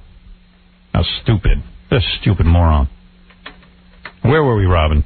Nigga, please. We were complaining about not going to the family. I don't need that guy in my life. He needs me in his life. Yeah, that's what it is. Like, you should step up and go, yeah, that's a good idea. Let him beat you up. The one thing you're good at is beating people up. Yeah, probably a professional boxer. Amy, go ahead. Hey, Howard. Right. I was at the Betsy Johnson show yesterday, and who was talking about it? Who was just describing it? What guy? Scott. You know what? He's describing it like a guy. There was hoopla, but, you know, it wasn't. It's like every fashion show. There's stars at every fashion show. Cameras Honey, what are you talking about? He said he went there, he had a good time, he saw a bunch of Playboy Playmates. What can you be arguing about? How else is he going to describe it? He is a guy. He is a guy. What are you saying he said wrong? You don't even have a point. Here's another one. Love me, Daddy. Pay attention to me. You don't even have a point. No, Howard, I went with my husband. Okay, what are you saying that Scott said wrong? First of all, Betsy Johnson notoriously does a cartwheel at the end of her show. All right, She so didn't what? do a front hand. She didn't do a front hand. Okay, come on. I'm not going to... Let's go on to the news. This is so silly. People are whacked out of their skulls. The world has gone nuts. You know, why does God make it so that some people are dumb? Most people are dumb. It wasn't a handstand. Betsy Johnson... She does a flip. Everybody knows that. Cares? Common knowledge. It's crazy. Who was that described it? He was wrong. It wasn't a flip. It was a handstand. He described it like a guy. All right. What's in the news, Robin? Hey, you son of a bitches. Here's Robin Quivers with the goddamn news. Howard, I believe that most people don't say what they mean. Right. But there was a woman from Washington Township in New Jersey who did say exactly what she meant. In fact, she backed it up. She used to write people notes saying, leave me alone. And when they wouldn't, she slashed their tires. She was known in her neighborhood as the witch. But she finally got her wish. She was left alone, so much so that she was dead for over a year. And nobody knew. Before anybody found her. She was in this little house, and the windows were open since last winter. Like, all through the winter, the windows were open. Right. And then the weeds overtook the lawn in the spring, and nobody still came up. Finally, I think it was yesterday or the day before, some neighbor got the courage to venture inside the house, and they found her skeleton. Oh. Wow. Along with the remains of her pets. Oh, wow. And also died. They probably ate her. As a result of not having anyone to take care of them. Wow, cool. Yeah, 56 years old. They don't know what killed her, and they probably won't be able to find out because she was a skeleton. Right. You know, there's nothing left to autopsy. But she got her wish. They left her alone. See, Fred, there's hope for you. You know, she didn't even go to the point of leaving nasty messages on their answering machines to make sure that nobody came near her. That's so cool. Yeah. She got her wish. I want to option that story. That was great. Wow. Amazing. And, you know, the people in the neighborhood should use her remains to plug up their tires that she slashed. You think the pets ate her and then died? They don't say, and since there's nothing left but a skeleton, you don't know. How come the pets aren't skeletons? They were decomposing. They were. They just hadn't decomposed to... You don't think they could have eaten her? Yeah, because think about it. Why weren't they skeletons? They didn't tell me what kind of pets they were, so I don't know if it was dogs, cats, I don't know. Well, let's say it's dogs. Yeah. They must have been eating her because they would have died pretty much around the time she died. Well, they would have lasted a few days more. Yeah. That's true. And I don't know what state of decomposition they were in. Right. To be honest. They did say she was a skeleton. All right. Well, there's a lot of investigating you have to do. I need to go into this story a little bit more to see if she was eaten by her pets. That's funny. And what's bothering Rick Springfield now? Rick Springfield? Who's that? Yeah, the guy who sang Jesse's Girl. Oh, you're kidding me. What could be bothering He you? was arrested.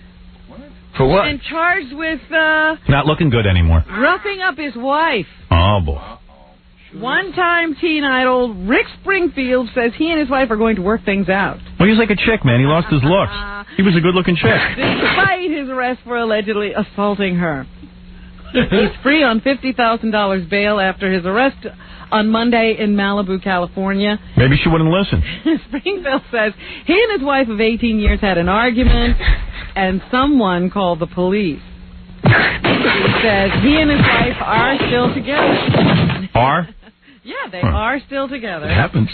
He gained fame on General Hospital, of course, in the 80s, and he had such hits as Jesse's Girl. What could you argue with your wife that would cause you to hit her? That you'd come to blows. I plead the fifth. Like, what could it be that they were arguing about? What was so important? He recently released his first album in 11 years. That must be some album. I heard Jackie had more people at his signing than... He did a CD signing. Maybe he's just upset that Jesse's Girl is now in her 50s. All I know is that when he did that, you know, they always do those shows on VH1, Whatever Happened To's, or the Behind the Music. Yeah. He was complaining. About? Everything. He was never understood. Beating a dead horse. You know, he was always picked up for his looks and not his music. Oh. You know, and he didn't really want to be an actor in a soap opera. No. And he's a real musician. No. And then his father died. Love me, Daddy. Love me. People love me. No one understands me, Daddy. So let's update the story now because he has the arrest for assault. Oh, boo-hoo. Love me, Daddy. I was barely with my backhand. So anyway, Rick Springfield out on $50,000 bail. Maybe we should get an interview if we can. Yeah. Got to promote that new You know what I would say to him? Love me, Daddy. Wah, wah, wah. Now, can you imagine? He should move into a trailer with Jan Michael Vincent. We are mistreating AIDS patients who don't have any money. Yeah, people, what? A federal judge has ruled that New York City officials mistreated poor people with AIDS by subjecting them to bureaucratic mismanagement and delays in housing. Yeah, that ain't right. Do something about that, Robin. Benefit. Robin, start a charity for that. Judge Sterling Johnson ordered the division... Look at Sterling Johnson ordered a division of AIDS services to comply with rules mandating that benefit applications be processed within 30 days, and he appointed a federal magistrate to monitor the agency. So stop being mean to those AIDS patients. Right. Get them housing. Of course. And health care. There you go. A surgeon has reattached, there are several surgeons it took. This is a horror story. The arms of a North Dakota boy who's only 3 years old. His dad was one of these farmer dudes, and he had a tractor or some kind of machinery. You know, some kind of machine. And the kid got caught in the machine and yanked off both his arms. Both arms. Like combine thing? It was a grain auger, whatever that is. I got one of those. How old was the kid? 3. What's he doing there now? Grandpa Marlene left it there. A grain auger. Yeah, whatever that What is thing that? Fred, you know farm equipment. Come on, Fred. You're a hillbilly. I'd be guessing, but it seems like there's probably some sort of chute, and you know, like a corkscrew. Yeah, well, the kid got caught in it. Yeah, that's definitely gonna rip your pulled arms out off. both his arms. Oh, the pain of that. People in the, ambulance workers applied pressure to the boy's wounds, and they found his arms. They're not all ground up? That had been carried into a pickup truck, so I guess it's shooting stuff into a pickup truck. Yeah. So they found his arms in And they reattached him. Yeah. At least they didn't get all mangled. We got him on backwards, though. They gave him surgery a few hours after the accident. Hey, you could be in the circus. Hey, you pull it behind your back. He hit like something. They are not... You hitchhiked backwards and you ended up back at the hospital. Get the time They travel. are not sure the operation was successful. I suppose it'll take a few days before they know that, but they did find the arms and reattach them. You look harmless. Oh. Yeah, you look harmless. Hop in. Hop in, you look harmless. Jesus.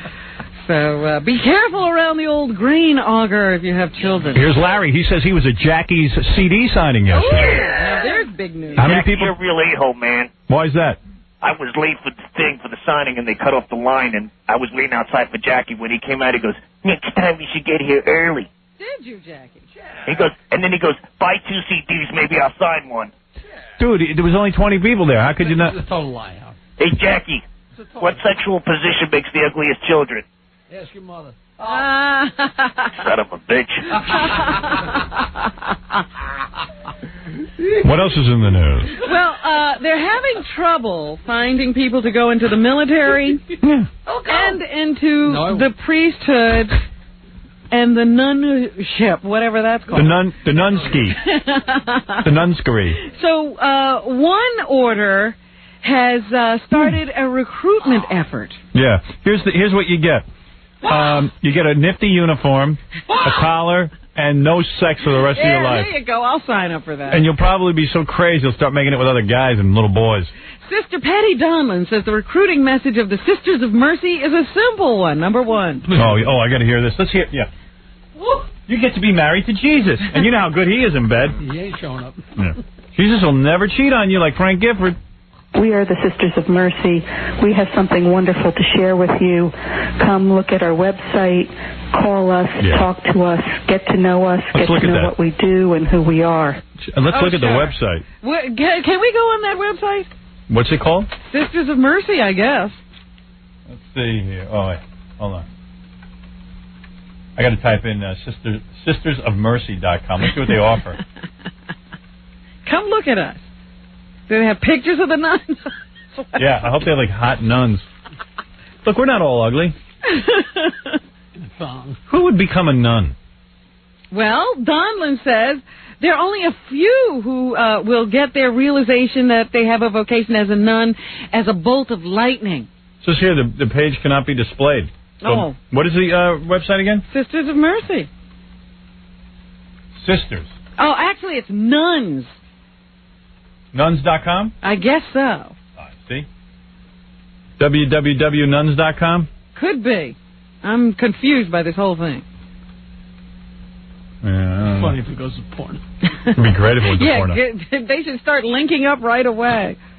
All I know is it cannot find server. Microsoft Internet Explorer. Oh. All right, Mel. Then maybe that's why they're not getting anybody to sign up. I think it's just my computer, personally. Really? www.nuns. Is that what the website is? Could be Sisters of Mercy, could be nuns. I mean, you got to get something. I got the only computer in the joint that doesn't...